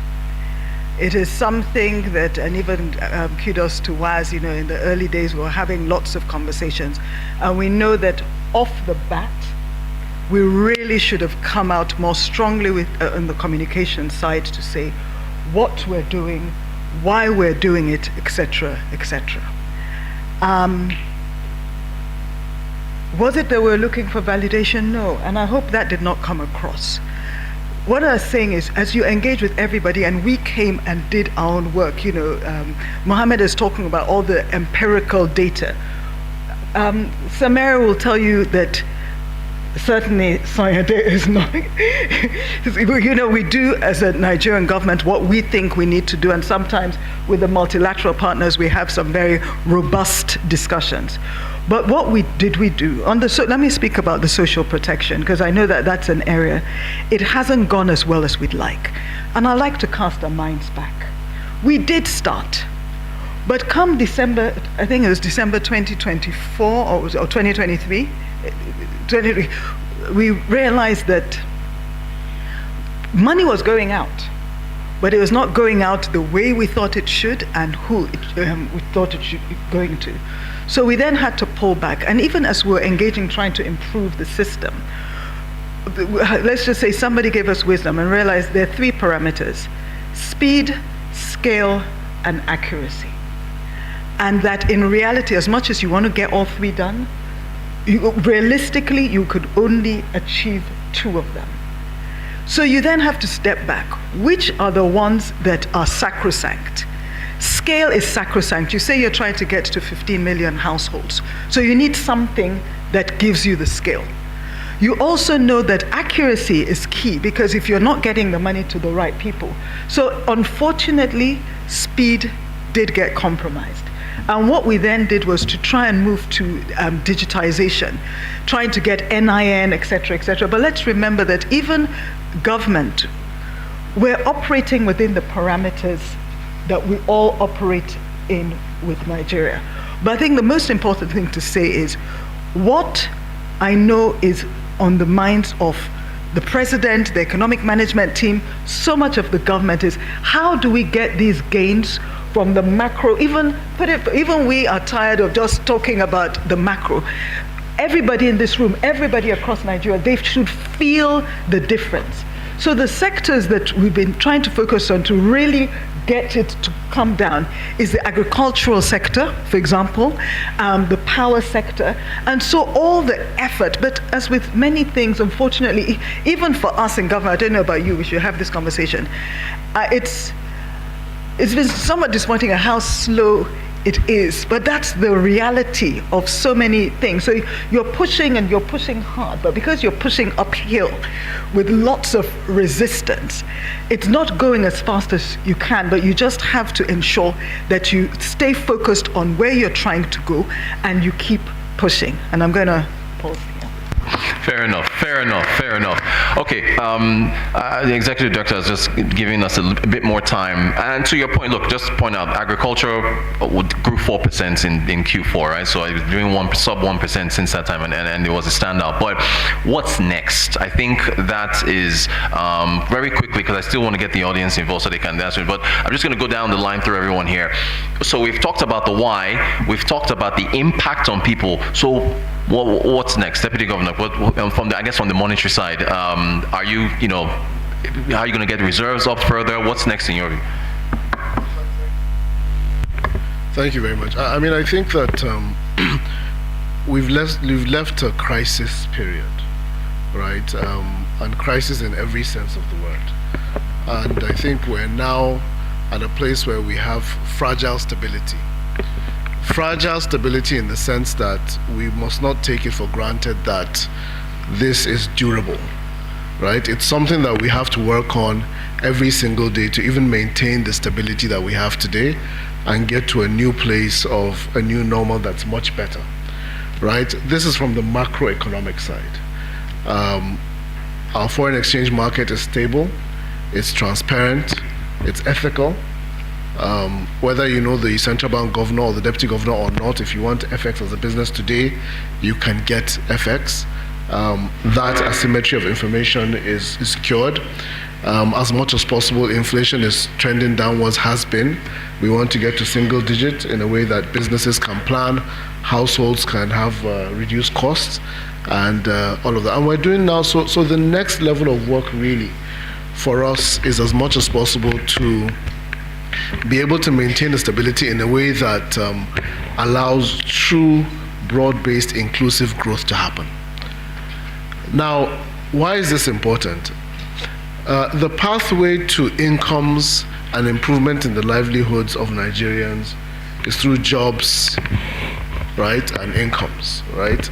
And the way to get jobs and incomes is to an economy that is growing, where industries are expanding, where there's hiring, where there's improved remuneration, where there's expanded economic opportunity. For us at the central bank, you know, the work that we're doing, for example, at the banking sector recapitalization, is exactly to be able to have banks that have the capital that can support businesses. This is from the commercial side. And then to be able to build out the development finance side in a way that banks in that sector can also support small and medium scale enterprises with low digit interest rates and all that stuff. The high rates that we have today are a response to the shock, but it's not something that we see continuing for a much longer time, especially when we are able to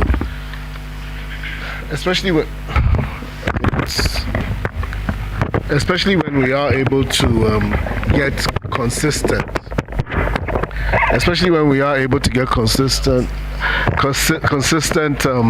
lowering inflation. I don't think it's working, is it?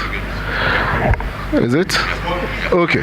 All right. So I think for us really the next level is how do we prepare, how do we continue to support the fiscal side, the Ministry of Finance, Ministry of Trade and Investment, Ministry of Budget, Ministry of Agriculture, to be able to build out the sectors that deliver growth in a way that includes all Nigerians, Ministry of Housing and all of that stuff. Now, we've cured a number of things, right?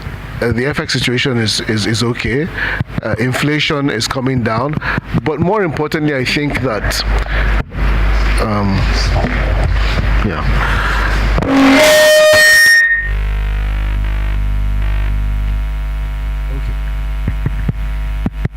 So more importantly, I think that there is a lot of confidence in the economy today.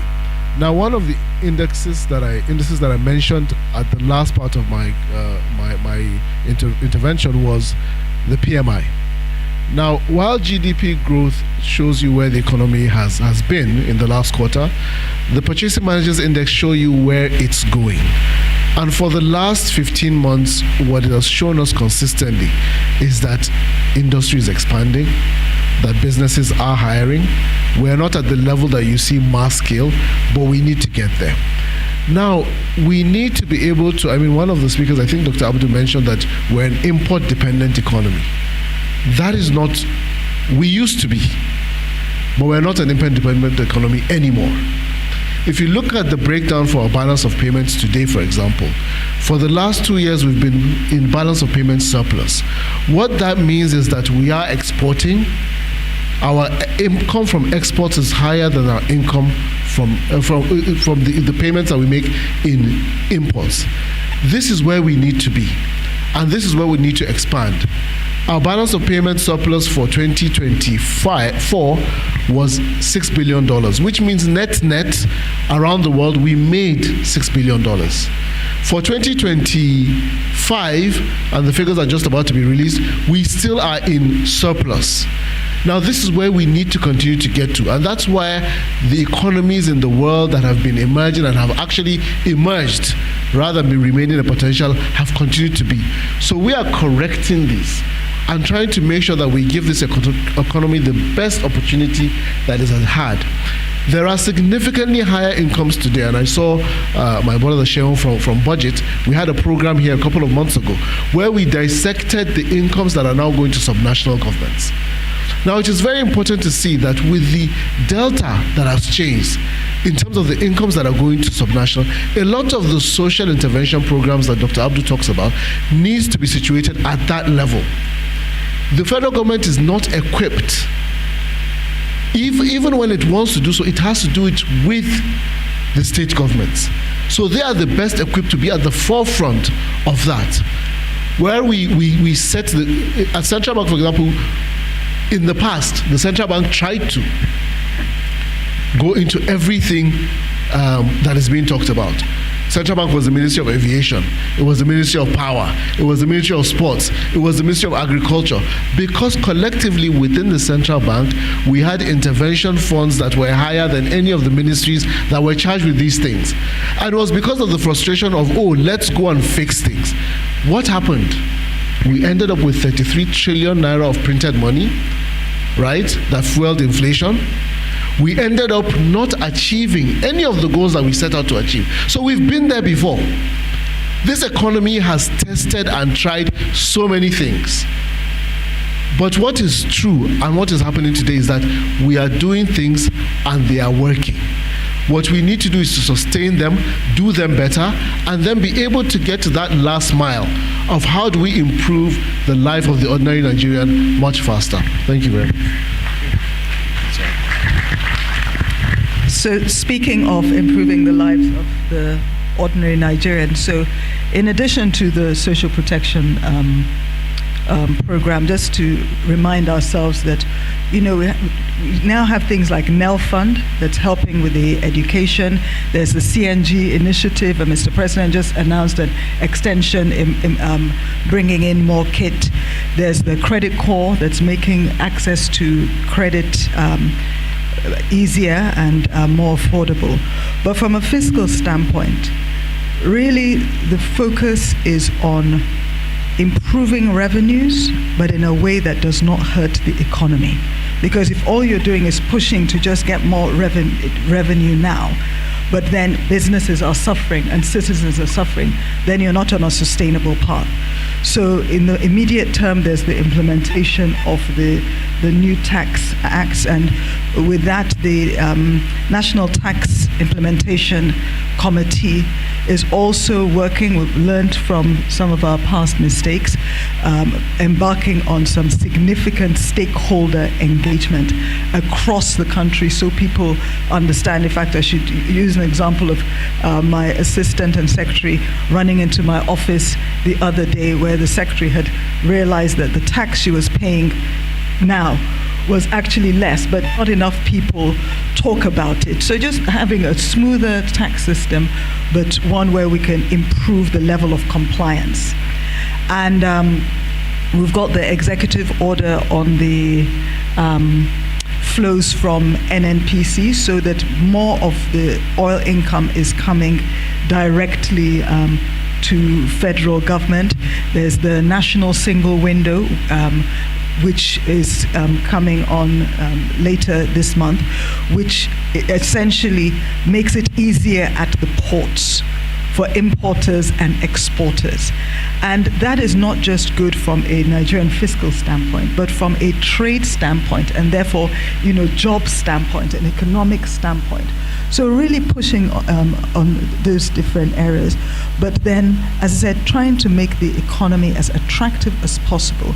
And it's not just for foreign investors, it has to be for domestic investors, because in truth, foreign investors look first to see what the locals are doing. If Nigerians don't believe in the Nigerian economy, then why should foreigners come? But there are things that we need to do to achieve that. There's the continued push for further macroeconomic stability, because that's what capital goes to, where it makes sense, where the risk-adjusted returns are attractive. So push on that. We know that our policies and governance frameworks, we need to keep smoothing them out and making sure that, again, it's attractive for investors. The infrastructure, there's the work on the roads. I've spoken about the electricity. I'm hoping in the last few weeks and months you've been seeing work done in the electricity sector to make this. There were some distortions within the sector. Huge debts in different parts. Address that. There's the digital infrastructure because we're such a young population. So there's the Project Bridge, the 90,000 kilometers of fiber, so different pieces like that. And then also working to improve the access to finance for businesses, both large and small scale businesses, both equity and debt, because you need to essentially do the work so the engine of the Nigerian economy will turn fast enough and turn wide enough so that the individuals really feel it, not just in their pockets, but in their lives. Thank you for that. Dr. Chinyere, I wanted to get you in as well.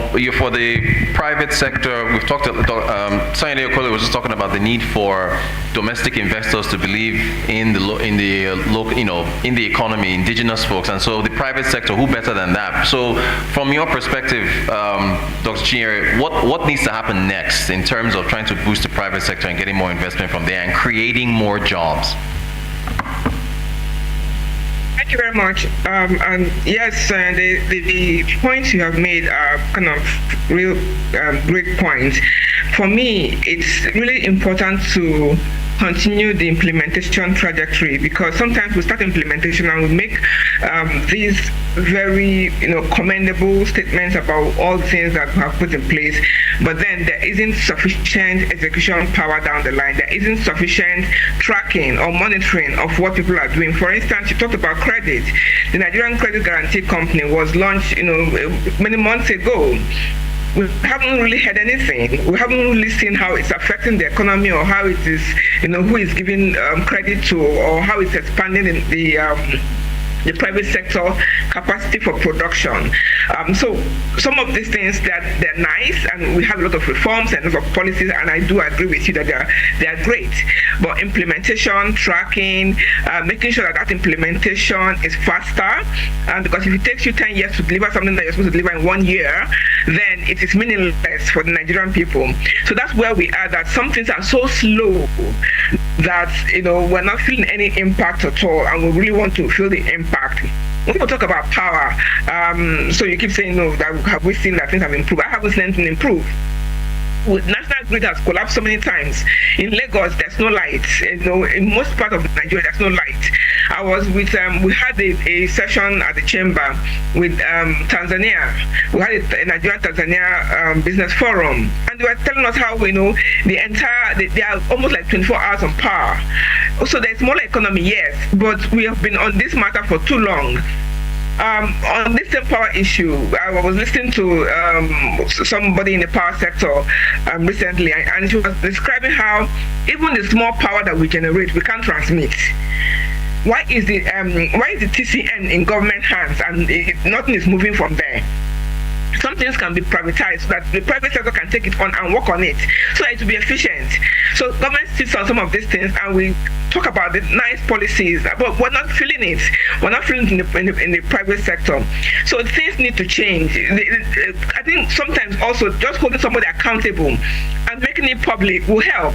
I heard the CBN deputy governor talking about the backlog earlier, and the fact that we had them 2.5 billion, and they were had question marks. Do you know that at the time this whole thing was going on, there was no communication? So which ones had question mark more than the other? What were the issues? If you say that there were collusion between private sector and the perhaps CBN officials, was anybody held accountable? Were there repercussions? No. So you say, that some things had question marks, but nobody knew anything. There were no details. So sometimes government will make all these assertions, but back to the private sector. If you don't get a private sector that is productive, you can't move the economy forward. And there's no way you can be productive in darkness. So we need to have the power aspect fixed, and fixed quickly, so that the private sector can then begin to expand. The CBN deputy governor talked about, the private sector is expanding, they're employing people. They expand and employing people, but can you imagine if they expand and employing people at 10% when they have the capacity to do it at 150%. So you can't sit and say, oh, they're employing people, but the gap between what we are doing and what we can do is so huge. So it's important for us on the private sector side, we have the right infrastructure to work, to expand. We have access to credit that is so critical, particularly for small businesses. We need to give them concessionary rates so that they can begin to produce. We're talking about intra-Africa trade. How do we participate competitively in intra-Africa trade if we can't even produce at a reasonable cost? We talk about Nigeria First policy. How do we even fill the needs, the demand, if we can't produce properly and efficiently?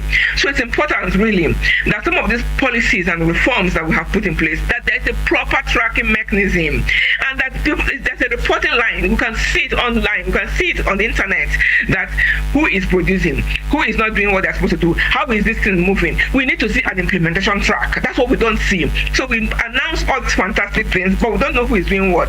We don't know how fast they're doing it. We don't know what the indicators are in terms of milestones. So it's important, from our private sector perspective, that implementation happens quickly, and that it translates to the common man. Reforms are great, but reforms will only be meaningful if it can affect the common man, if it can help the private sector to expand without bearing too much cost. There's a lot of cost pressure on the private sector, and once we always want to say Nigeria is doing well, but if the profit margins are so thin, it is very difficult to be able to make that claim very confidently. And of course, the foreign investors are looking to the domestic investors to see how we are faring. And so if we are struggling, then we can say all these nice things, but it's not going to work if they look in and the Nigerian businesses are overburdened by all lack of infrastructure, and we are still saying, oh, they're in place, they are being worked upon, but there isn't a lot of impact. So I'll stop there for now, but I just know that all the things that we have talked about, if we get it going quickly, things will go well. Thank you. All right, thank you so much. I hope I don't jinx anything. Last time I was on this stage, the power went out while we're on, so hopefully it doesn't go out. It hasn't gone out since we've been on stage. Dr. Chinyere, thank you for that. Dr. Abdul, so what do you want to see next? And be as honest as possible. Tell us those next steps. That sounds like I have a history of dishonesty.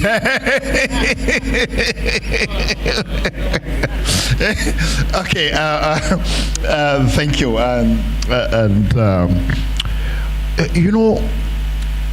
We live in a country where we speak from both sides of our mouth, and so in one breath, Nigerians, we want a proper federal system. They want to have a very empowered state government, more resources to state government. In another breath, we don't trust the state authorities, we don't trust local government. We think the federal government is much more trustworthy, and therefore we want to see federal government doing certain things. And that can be very problematic for policymakers, particularly at the center. For me, for instance, I have questioned in several ways why a member of the National Assembly will take resources from the center constituency project and go and build primary schools, put street lights, build toilet, fence cemeteries and graveyards.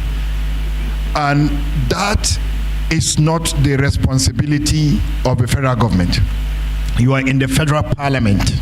So it's like you are stealing from the federal government to do local government and state government responsibility.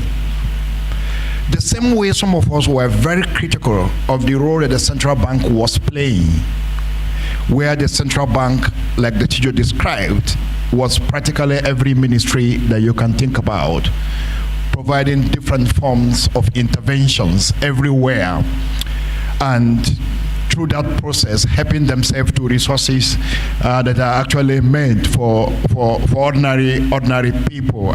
I'm happy to hear that has stopped, and that's quite encouraging.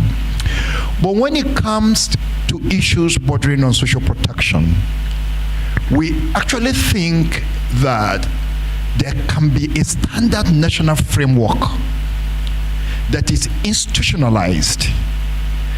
It may not, and I agree, the central government may not have the capacity to, meaning technical capacity and the human resource to go into that. I think the state government should be doing it, the local government should be doing it. In all of my experience around the world, it's done at that level. But there is a national framework that defines it, so that Kaduna will not do it and Rivers fails to do, or Kano does it and Niger refused to do. There has to be that national framework. Because we don't have it, what we are getting from the state government is that more resources has come to them. It's more money in their pocket. And what do they do with it? Overhead bridges, airports, you know, and some of those egocentric projects, and that will end up becoming white elephants that have no value to the people. Okay, take for instance, Zamfara State is building an airport. Zamfara is about 200 kilometers from Sokoto.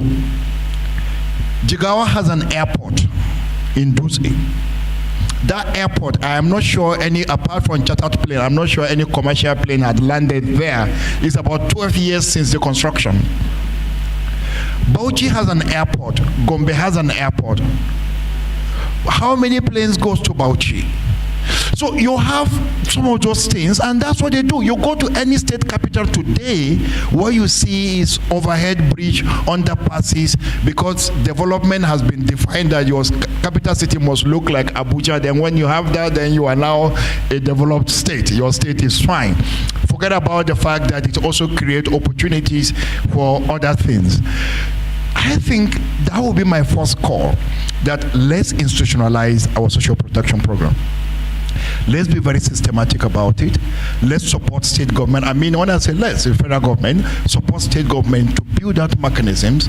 And can we also be able to say what percentage of our resources are we investing in social protection? That will really, really help. And that we will not be doing post-mortem. We will be continuing. And people cannot be on social protection forever. People graduate, and new people fall in because it's more like a shock absorber kind of thing. The second part for me is our policy should be socially aware. And let me give you an instance. In this country, only 7% of us are formally employed, according to Nigeria's labor survey. 93% of employed Nigerians are in the informal sector. 93. So when you make policies that have to do with salaries, you are probably dealing with, or minimum wage and order, you are probably dealing with that 7%. And the 93% that is in the informal space, and we know when we say that space is informal, it comes with a number of difficulties, including assessment. And therefore, interventions that we do must take strong cognizance of the character of our economy. The third for me is, look, macroeconomic stability is good, and I don't want to question that in any way. We all want to see GDP growth and all that. And I commend those who are involved in this process of arriving at where we probably are at this moment. But experience also tells me that it is not enough for a stable society. And that areas and countries around the world where they've been able to deal with poverty, they were able to create a deliberate process of working hand in hand between stabilizing the economy and ensuring that people live decently. And I don't want to start mentioning countries. The Chinese experience is massive, and the role of the state remains very important. What kills some of us in technocratic fixes is the belief that the private sector is important or more important than the state. And therefore, what the state needs to do is to provide the right framework for them to operate, and therefore things will work well, and then it begin to percolate. and the poor will benefit probably in his graves or so. And for me, it doesn't work, and it never worked. It never worked. Across Africa, I have seen examples of many. Ghana was one time celebrated as an example of stable economy. And when we were resisting all the structural adjustment program in those days, Ghana was often given to us as an example. Ivory Coast before the Civil War we were told is one of the most stable. And it became an example for every African country. At the point, Kenya, and today is still an example. But I walk in some of those places and you get the narratives around it. And this is why I took a personal decision that I will not comment on any country, whether the economy is doing well or not, whether it is Burkina Faso that you hear every day. Or no, but I want to hear directly from the citizens, because sometimes what we get, the documentation, the analysis we get from the World Bank does not reflect, and the African Development Bank does not reflect the realities of the people. Because the World Bank, the African Development Bank, they have their standard framework for understanding economies. And the reporting and analysis are based on those bases. And that does not speak to the contextual issues of those countries, and we don't get the right call. So for me, and lastly, I think our population is massive as a country. And our economy must go along that line. We have a youthful population, and what we always say is that if we invest in them, they become asset to the country. We don't invest, they become liability to the country. There are lots that we can do to support that. Social development is very key. Health and education. I know we talk about agric all the time, and I like the idea of investing in agriculture. But health and education remains very key. That's not the job for the central bank per se. Madam, it's key, and we need to find the way of doing it. Fortunately and unfortunately for us, by the nature of our constitution, is a concurrent responsibility. The states play and local government plays very important role. That's my space. But I know what the challenges are at the state and the local government level. What do we do? What can we do as a country? Because if we don't deal with our education and health crisis, I'm sorry, we cannot even improve the economy in a sustained manner, because economy is about sustainability. It's not an episodic issue that you do today, because this is how we have been doing it. We do it, we fix this today, tomorrow we tweak, the next day we go. If we can't sustain it, even though I don't talk sustainability the way the World Bank says it, in one of its reports, it says that we must keep these changes for the next 15 to 20 years, then we will now begin to see how it will impact. I don't want to die before I see improvement. Thank you very much. Thank you so much, Dr. Audu. Okay, Dr. Mata, you're up. I mean, you've been here since, 2021, right? So I would assume you've been on the ground, doing surveys, talking to Nigerians, but please go ahead. What's next? What's next? Yeah, thanks so much. No, I think what's next is to kind of make sure, I think the North Star will be to kind of reduce poverty, right? So I think that's should be the direction. And now if you go from there, I think there should be two key focus points. So one of them is to keep the fight against inflation, because again, I think that's the main tax on the poor. And the second one is how to get that growth higher. Now, on the second one, on how to get that growth higher, I think I agree with a lot of what's said, and this is where we think there should be two kind of pillars. So the first one is how to get the public sector in Nigeria, or the state, play its role in ensuring the state would finance where the private sector would not come in when it comes to public goods. And here specifically we're talking about obviously security, human capital. and human capital means education, health, and social protection. Now, for that to happen, you need two recipes for it. So one, you need first money, right? And we all know that revenues in Nigeria, I think the good thing, and I guess the untold story, is that revenues have increased a lot. So as a ratio of GDP, they went like, we can agree on the numbers, but they went from like 5 to 10% in few years, and this is really good, but it's still very low. So I think the first task is to kind of continue to kind of get that revenues higher. And at the same time, and I totally agree, I think there is a discussion on how to kind of spend better. And on that one, I think the work of the fiscal is harder than the work of the central bank, for a simple reason, is that you have one central bank, but practically you have one federal government, 36 states plus FCT, and 778, I think, local governments. So I guess the question how to kind of get all the fiscal entities working together, especially that, and currently in Nigeria, the states are spending more than the federal government. And I think this is where I guess that discussion should happen, how the states should use these kind of revenue gains. One is to increase their own revenues too, because I think that's important. And two is how to spend it better. So I think that's I would say, on human capital, which I totally agree.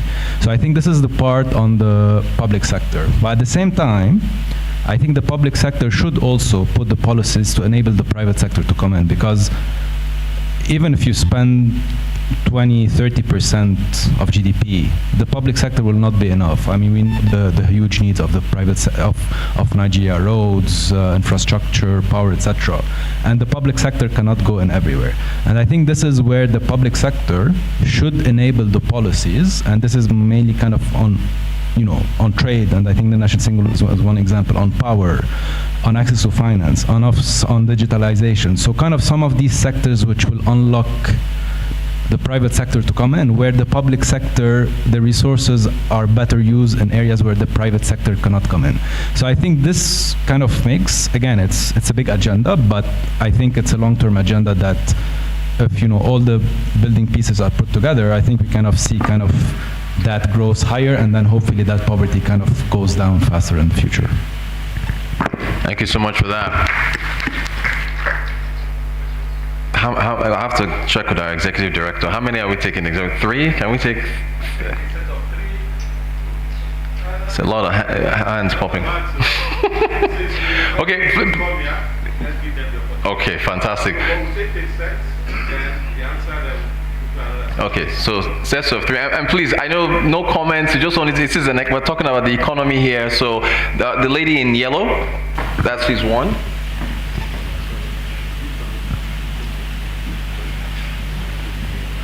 Okay, we're going to start with our professors in the front first. So yes, the gentleman right there. Thank you, sir. Please introduce yourself and direct your question. My name is Eze Onyebere. I run the Center for Social Justice. When you talk about harmonizing fiscal and monetary policy and using it to grow the economy, you are reforming. How do you reform and grow the economy when you make budgets and simply refuse to implement them without offering any reasons why you did so? I would also like to be enlightened why you have your NPR at about 26 or thereabout, and people are going to the banks to get money at 35 or thereabout, and you are telling us concretely your inflation is about 14 or 15. This corridor, and if you put money into a bank, all right, you will never get anything beyond 10-12%. So definitely you are punished for keeping your money in the bank. Now, these figures being banded, 35 if you go to the bank to borrow, 12% if you put your money, your NPR at 26 or 27. Can we make sense of them and reconcile them? Thank you.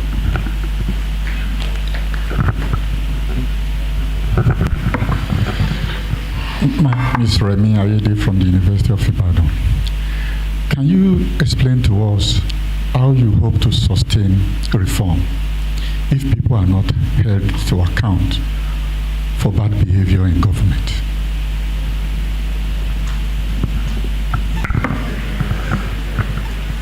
We have to take a lady next, please. The lady in yellow, she had her hand up.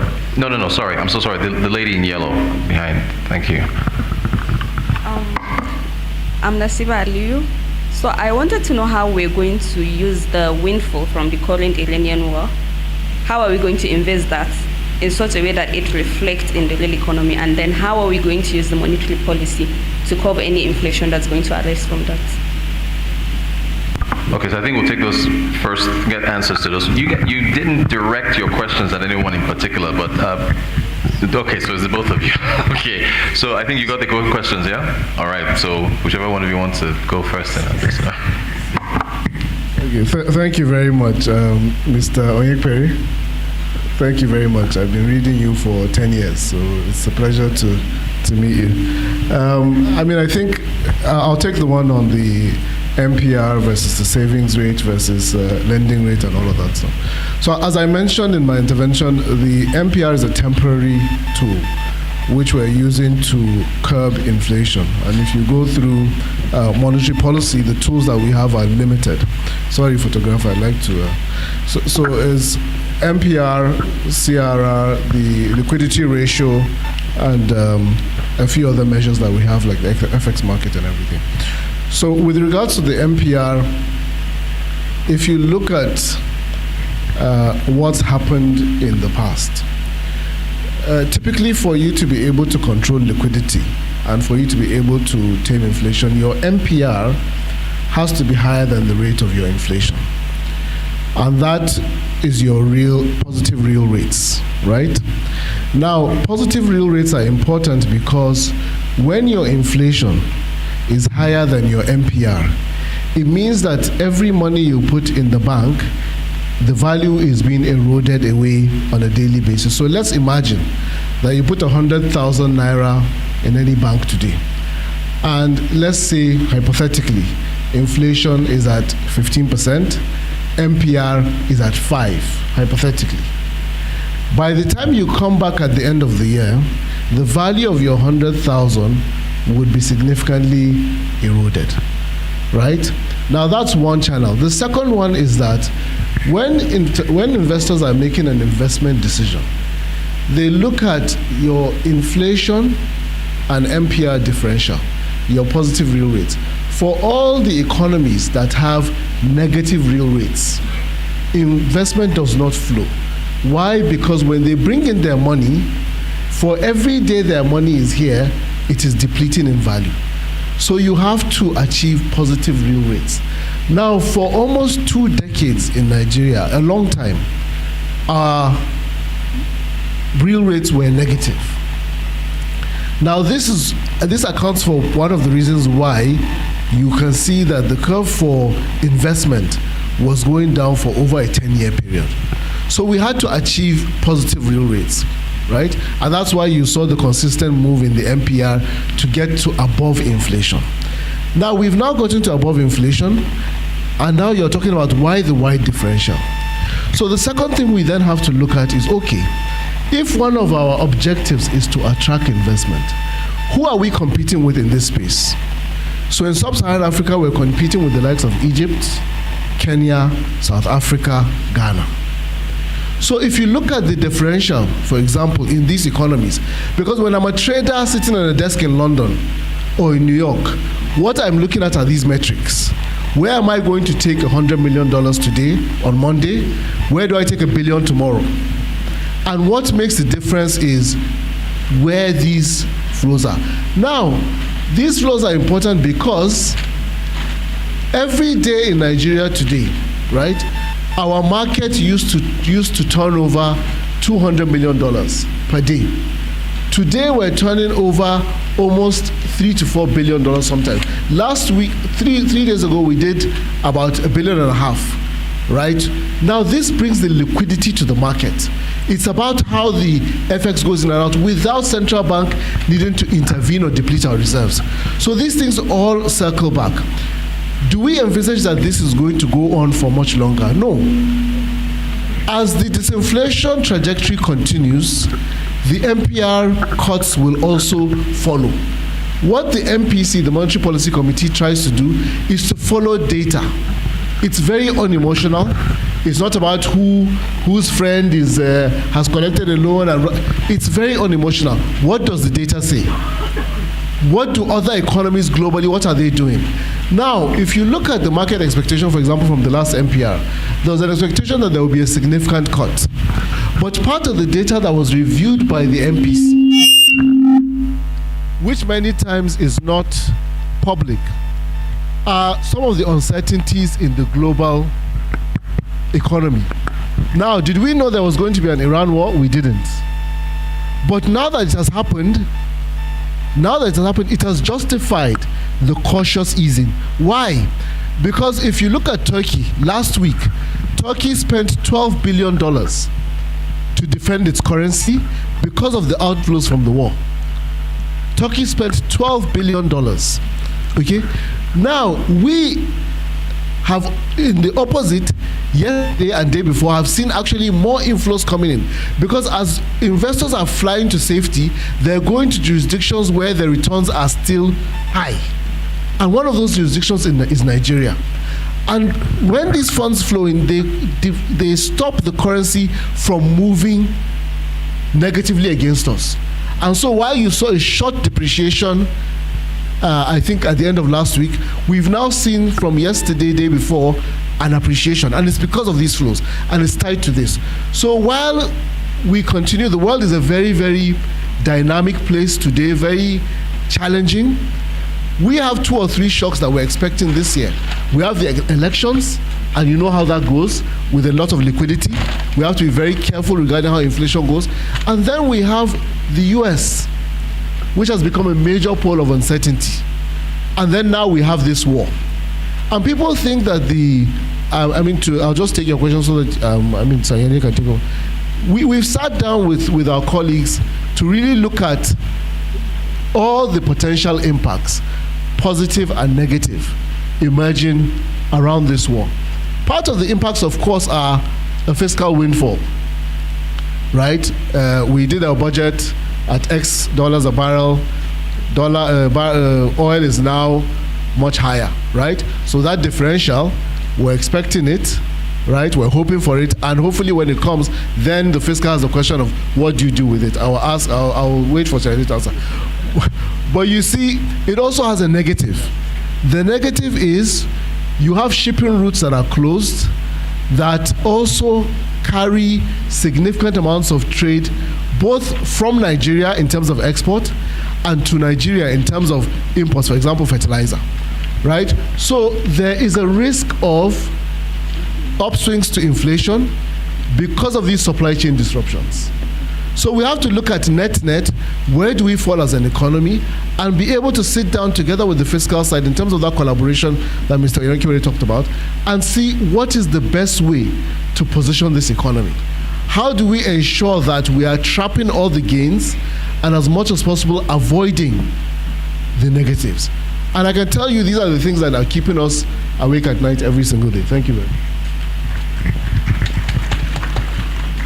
So as Mohammed just said, we're not operating in a silo. There's so many other things happening. So if we take, for example, the 2025 budget, we know that the budget assumptions for oil price were 75 and production was 2.06 million barrels a day. In reality, the production was on average roughly about 1.6 million. And oil price, we've spoken about the US effect Trump. We all remember what happened last year when, Liberation Day and tariffs and what that did to oil price. So I say all that to say that there was, in terms of the expectations of cash inflows, oil revenues did suffer. But thankfully, non-oil revenues did quite well. But you've got to remember, federal government, basically there's federation revenue and federal government revenue. And federal government gets about 52% of all revenues, but a lot less of non-oil revenues. So when the oil revenues, there's a shortfall, we suffer disproportionately compared to states. And so if you've got a shortfall in inflow, you have to look at how you spend that money, because there's a limit to how much you can borrow. One, because there's a limit in the budget, and therefore the whole appropriation law, but two, also from a debt sustainability standpoint. You can't just say, oh, I have a shortfall of, take a figure, 5 trillion, so let me run and borrow 5 trillion to be able to spend. That would be fiscally irresponsible. So we had to ensure that there was prioritization in terms of how we spend. For example, wages and salaries are a very high priority. And when we talk about budget implementation, especially capital, because I know that's very topical now, two things for us to remember is that in 2025, throughout the year, we were also spending on 2024 capex from that one pot. And two, there are two aspects of capital investment. There's the ones through the MDAs, but also the ones through project-tied loans from multilateral funding partners. And they continue, according to the 2025. So really, that's the answer to the budget implementation question. I'm conscious of the time. Thank you for that. Okay, another 3 questions. I think this gentleman. Okay, let's have the lady in front here. Where's our microphone?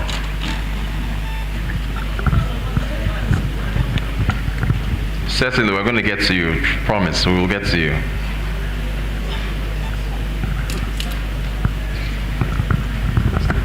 Well, thank you very much. My name is Abdul Halim Ishaq Ringim. I work with the Kaduna State government, and I think I would have to restate the question regarding the Iranian war.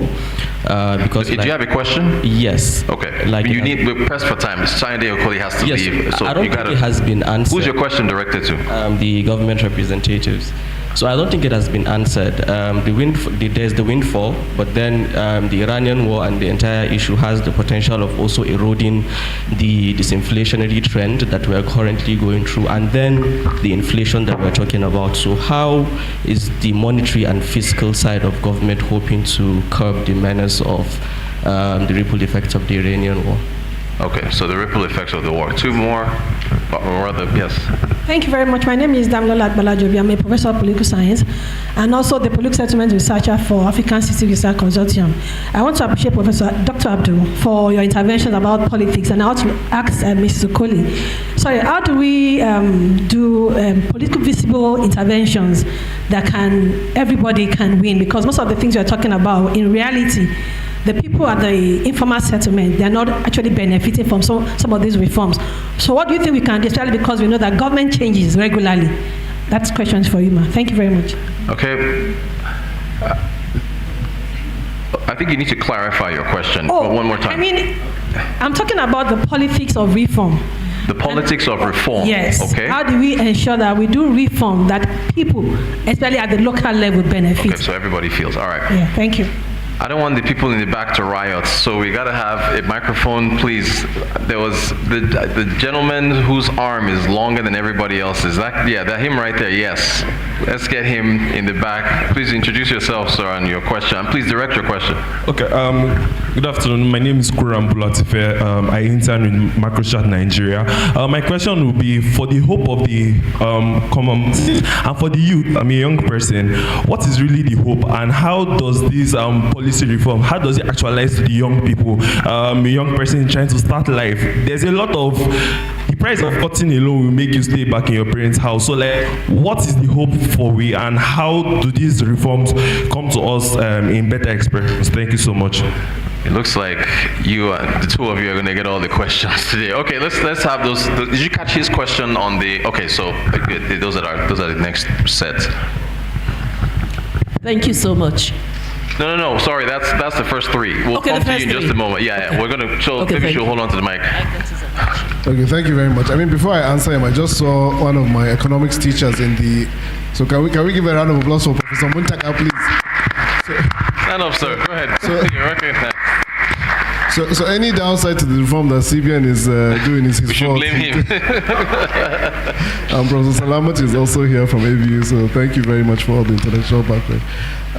Yes, my brother, I think, he asked about the war and how the effects of that are being handled from monetary and fiscal side, I believe.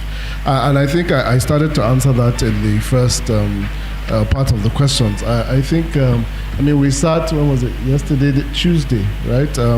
With the Minister of Finance, Coordinating Minister of the Economy as part of the economic management team to really try to dissect this. And I think the Minister even gave an interview yesterday regarding this parts of this issue. It's a developing situation, as you know. We are monitoring it very, very closely. We've had scenarios done regarding how long, if it's a 3 to 4 week war, what are the impacts on us? If it goes on beyond that, what are the impacts? All the way to an extreme scenario, right, where it's long drawn and all of that. And we've sort of had policy options for every single one of those things. So we are preparing as prepared as we can be to ensure that we get the gains, because we're not also assuming that these gains will come automatic, right? Or we're not assuming also that we can avoid the fallouts automatically. It is a developing situation. I don't think any economy today can tell you for certain what exactly is going to happen. So that's why the scenarios are there to build out from least case to worst case. Now, how prepared are we?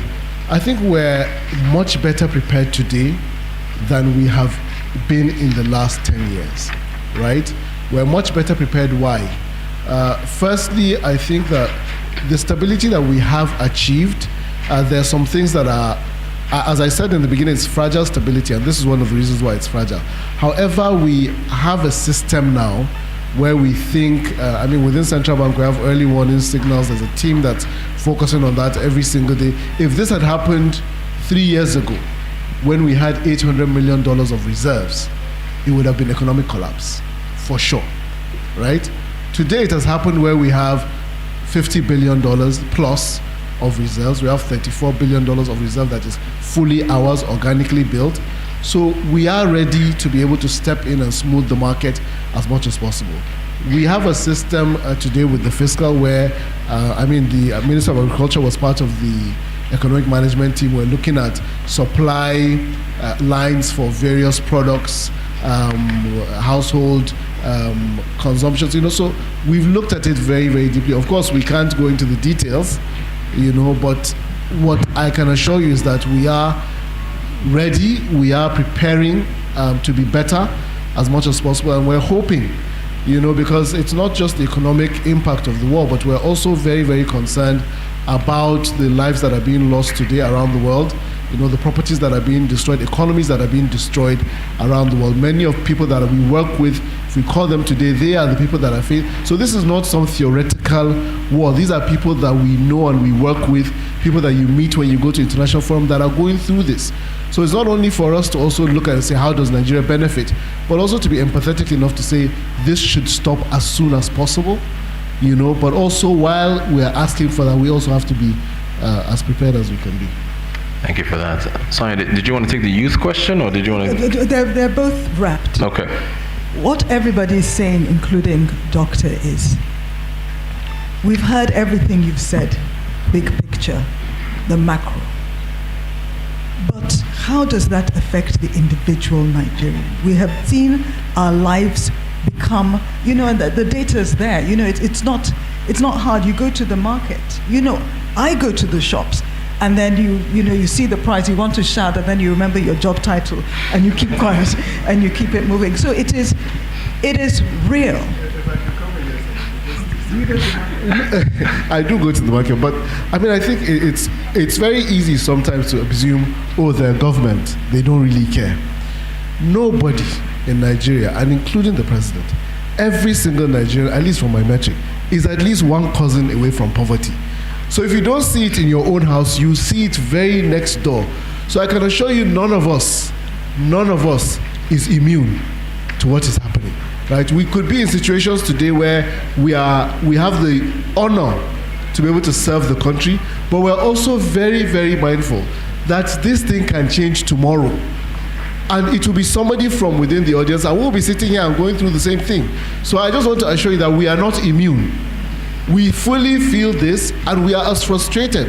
Of course, sometimes we can't come out and say the things that we want to, but we are as frustrated as about the speed, about being able to implement this social. If it's up to me, I'll employ every single Nigerian, make sure you have incomes that are respectable. But it's just not that, and it's a process that we just unfortunately, have to follow. So let's take it down the line. People need jobs. People need not just access to food and electricity, but it needs to be at an affordable level, because just having power that I can't afford, and I'm having to turn off all my lights, even turn off my fridge, it doesn't help. So we completely get that. But what we're trying to say is that for us to have, okay, let's take the electricity sector. You need it produced, you need enough of it produced, you need it to go through the transmission system, you then need to get it to the discos before it goes to our homes and businesses. And there are challenges across the entire value chain. So you're having to do work across, at the GENCO level. And so what I was talking about was, I'm keeping it real. It's not that we now see a lot more electricity, but whereas the GENCO levels, they were owed a significant amount of money. Federal government issued a 1 trillion naira bond to begin to bring that down. So the economics make sense for them.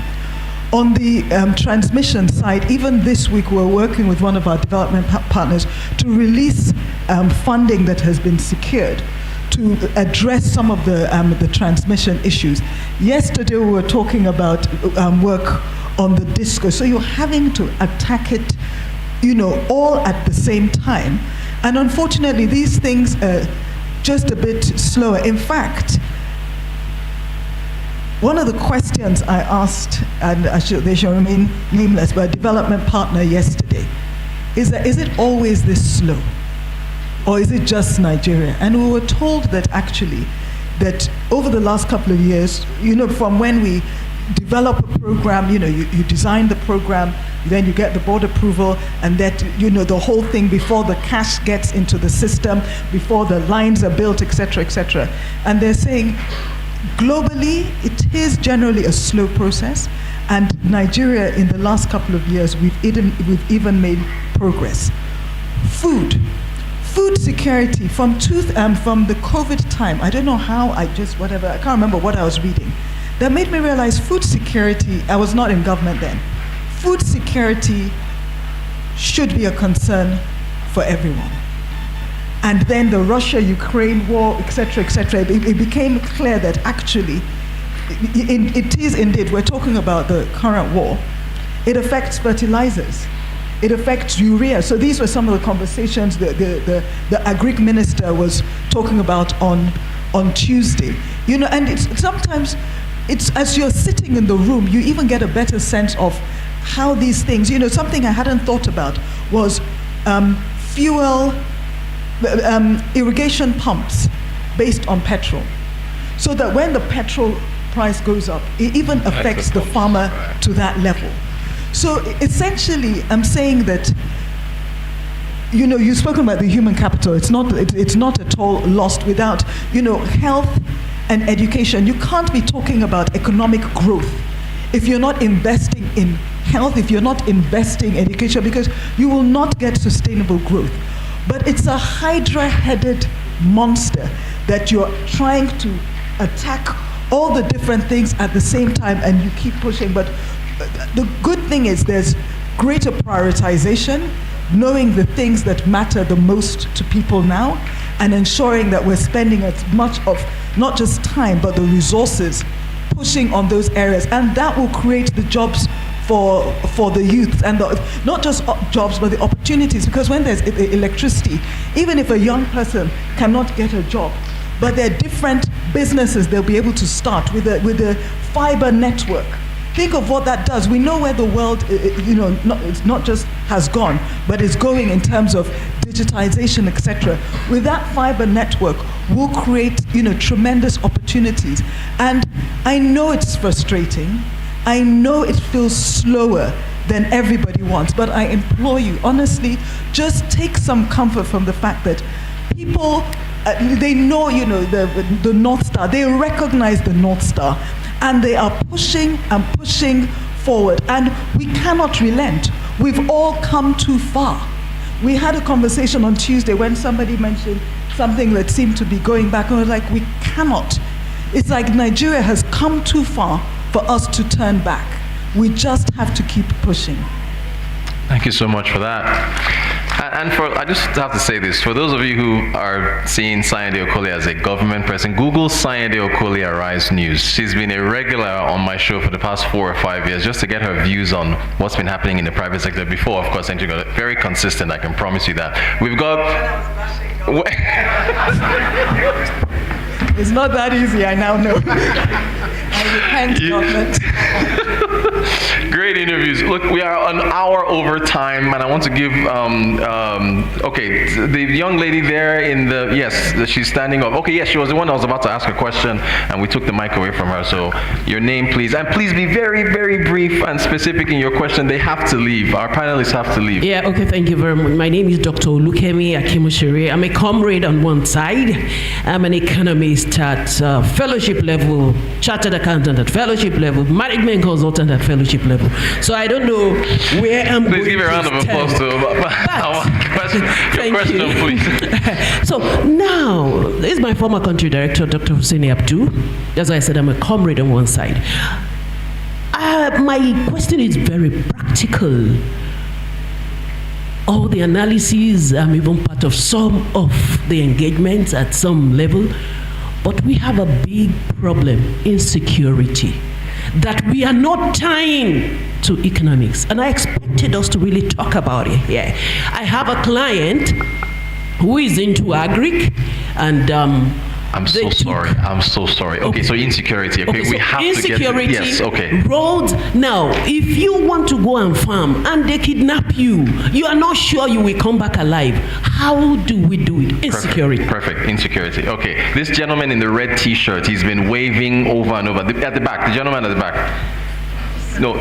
Okay. Sorry. What's going? Okay. Okay. This lady here. Okay.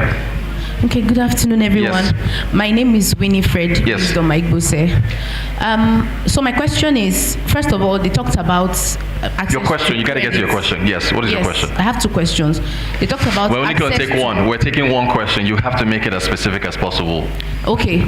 So my question is, I founded a network of female business owners, and then what I do is I made sure, because I discovered that you have to get to your question. Yeah, so that it will be clear. Yes. Sorry. So I discovered that there's a huge problem with electricity, especially because women-led businesses, most of them have to do with electricity. So and buying power is not so cheap. So I had to come up with a system where these women can access power cheaper, in terms of them putting money together and then putting solar in their businesses. I had to come up with that initiative. So my question is now, how do we get support in terms of partnerships so that more women can benefit from things like this? Thank you so much. Our final question, final one. Hold on. He came to the front. The gentleman in the red T-shirt came all the way to the front to ask his question. Okay, Okay. Yeah, my question is, my name is Omar Yakubu. My question is, I've heard a lot about financialization, macroeconomics, micro. I've not heard anything about industrialization, because those things are supposed to lead to industrialization. So to any of the panel members, thank you. My name is Samuel Akpan, and I write for Per Second News. My question is very simple. Price control. If you go to Pape markets, If you go to Karo Market, if you go to Nyanya Market, the price of ugu is different. If you go to Benue State, my friend brings in yam from Benue State. It passes through over 12 checkpoints. Sir, are you saying that we should bring in price controls? Is that your question? Price controls. Government should control prices. What is the government doing for price control, number one? Okay. Number two, what the organization in charge of price control, we need to know them today, please. Thank you very much. Okay, all right. Thank you so much. That's it. I think we'll never leave. Okay, final question. I know. Just yes, final. Thank you. Thank you to the panelists. I think they've done quite a lot in the area of the interrogations. My name is Dr. Asongwa Henry from University of Nigeria, Nsukka, Department of Economics. First, I want to ask this question. The last administration did quite a lot in the area of looking at the laws that can, unbundling the laws that has to do with energy, making sure that the state can also be part of the concurrent list when it comes to energy. My question is, since you all speak to the government, is there a way you can put more pressure on the federal government to interrogate the state government at different levels more, to see how they can be part of the energy problem in solving that issue? That could also reduce unemployment and create more opportunities for the young people in the rural communities and at the state level. And two, like someone talked about price control, what is the role of the government in also putting pressure on different regulatory agencies that can monitor a lot of things going on in Nigeria? Because until we address those areas, then we can't actually regain confidence from the people. So the government need to interrogate a lot in the area of regulatory agencies controlling prices across different boards, so that this can also have effect on the things we aim. Thank you, Professor. Thank you so much. Okay, thank you so much. So, weren't fuel subsidies price controls? Wasn't that what that was? And who wants to go first on the price controls and electricity, please? Thank you very much. I think just on the frustrations with the price gouging from different suppliers, I think the agency that you are asking for is the Consumer Protection Council, which has that responsibility to ensure that prices are not overly exorbitant. And it's not about price control, it's just about how do you stop price gouging. So you might want to write to that agency, and I've seen them taking action, including in Abuja last year. They took some action. So Federal Consumer Protection Council is the one with that responsibility. In terms of states and power, that reform was done, and I believe that in the last, I was in some meeting where they were talking about 2 states that have made significant progress. They've set up the regulatory agency in the state, and they're doing things. I think Abia was one. That's right. And I think 1 or 2 others are doing Lagos, and I think there's another one as well. So there's some movement there, but I'm sure if you put together the right stakeholders, you'll be able to get, I don't want to mislead you into thinking that. But I think what is also emerging, maybe for Waz, if he's here, Agora policy is really the importance of a conversation also with the subnationals, right, to state governments, because a lot of these reforms as well translate to, especially when you come to the social protection side, really what the states are doing. I think it's very important to do that. The federal can set the framework, can give some incentives, can put in some money, but I think a lot of the work needs to be at that state level. I think those are the questions that I can take. So we might not have used the word industrialization, but if you listen to a lot of what we said, we're talking about creating jobs. That really comes from industrialization. We're talking about investment. We're talking about the need to put in place the necessary infrastructure. So I say all that to say, without a doubt, industrialization has got to be a key part of what we're trying to do. And they launched something, I think, last month. Yes, exactly, the National Industrial Policy. So I'm pushing forward with that. I think the only thing I will add is, doctors said that sometimes we are all guilty of speaking from 2 sides of our mouths. Whereas on one side, we're saying that we should respect federalism, and then on the other side, we say no, federal government should be more dominant. Another example is, just earlier this week, somebody said to me, as PMS prices were going up and the whole crisis, is like government should not do price control. And then you come here and it's like, you must do price control. With some of these things, we have to step back and say overall, not just in the short term, but in the mid to long term, what is best. And my own general philosophy is less government interventions per se, no meddling. As much as possible, you want the markets to work. Sometimes it needs some curbing, yes. But then if we're speaking honestly with ourselves, when we talk about price gouging, we have to ask ourselves, why do we do that to each other? That's not government. Why do we as individual Nigerian citizens, just are opportunistic and sometimes, cause pain to our other brothers and sisters? Ladies and gentlemen, a round of applause for our panelists. Dr. Abdullahi, Sayedi Okoli, Dr. Abdul, Dr. Mata, and of course Dr. Almona on our Zoom. We're going to take pictures, and we're going to have just a set of pictures, and I think we're having the professors in the front row join us, as well as our executive director as well.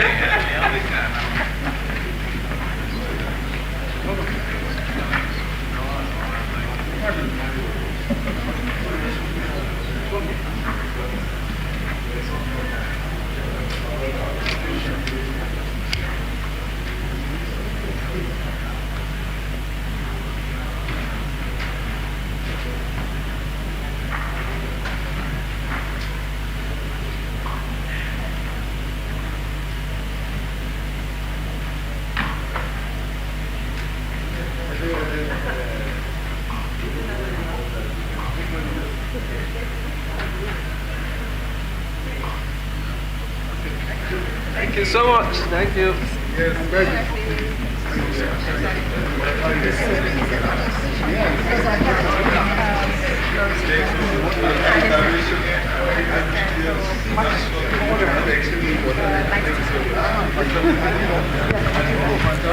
Okay, thank you so much, everyone. Sorry? Okay, sorry, they said they want to take only the panel members before. Okay. So this is the last item on the agenda, and it's my task to thank everyone. It's been 3 good hours well spent, and if anybody has said that discussing the economy is something that people will be so much interested in, and will be so robust as this, I will have argued. So I want to start by thanking all of you for coming and for being here, and I also want to thank the team from Nest for having faith in us and for supporting us, for guiding us, and also the team from the British High Commission, and very grateful to the panelists and the moderator, Roti Sodiri, my sister Sonyade Okoli, Dr. Hussein Abdul, the Deputy Governor, Datijo, Sama Mata, and Dr. Chiri Alumna. It's very important that we continue to have this kind of conversation, because reforms are very important, but they are about people, they have consequences. And like the chairman said, the chair of Agora Policy said, we need to, this is also part of what, deepens democracy. So we should make conscious effort to continue to engage and to make sure that we listen to all sectors of society, all segments of society. So I want to thank you all over again. This is not the first time that we are going through reforms in this country. As Dr. Abdul mentioned, we went through an episode in 1985, 1986, up to like 1989 or so, the SAP reforms. Some of us are still living down, that episode. And we had another episode in the 2000. They were not as disruptive as the ones before then, and not as disruptive as the one before now, the one we are currently going through. But reforms are things that you have to do. And today we have listened to different people, and people have deployed all kind of metaphors, especially medical metaphors. The point I want to leave with is that Nigeria, whether we want to admit it or not, Nigeria was approaching a crisis.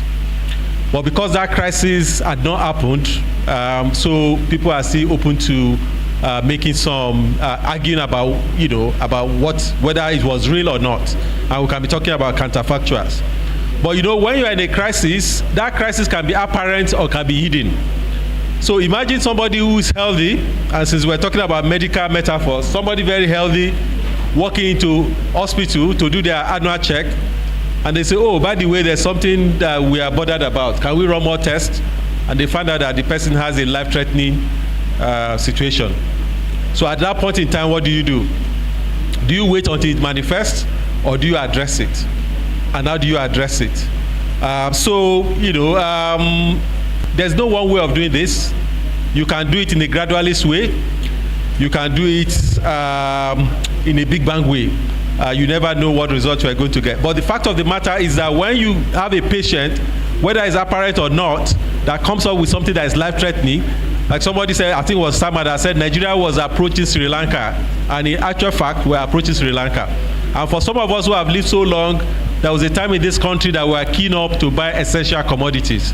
Nigeria was not too far from that. So when you have a situation like that, what do? The first task is stabilization. You have to make sure that you stabilize the patient. But stabilizing the patient, as other people have said, is not enough. You also need to bring the patient to good health. And also the fact that reforms have to be done does not mean that any way you do them is okay. So what I'm taking away from this is that, yes, there's a consensus that the reforms are necessary, but there are also some concerns about how the way the government approach it, and lessons that we can learn from that, even when hindsight is 2020. And we need to pay more attention to certain things about making sure that the social disruption that will happen, we anticipate them and we prepare for them, not just that, okay, we could just run them, let it happen, then we'll deal with it later. And government needs to communicate more. Government needs to carry the society along better. And government also needs to do its own parts in terms of pace of implementation and also accountability. This conversation can continue. I do not try to attempt to summarize it, but this is a conversation that is necessary. I'm happy that I witnessed this. I learned a lot listening to people here. And let us take it forward about how do we ensure that these reforms, at the end of the day, it's not just we're doing reforms for the sake of doing reforms, but because it will actually get the country to a better place, so that when we look back, right, we say, okay, yes, we suffered some pains, but yes, it was all worth it. So thank you so much, everyone. Let the conversation continue, and wish you all the best, and we wish the country all the best. And thank you also again to NEST, to British High Commission, to all of you that came here and stayed here. Thank you so much. God bless.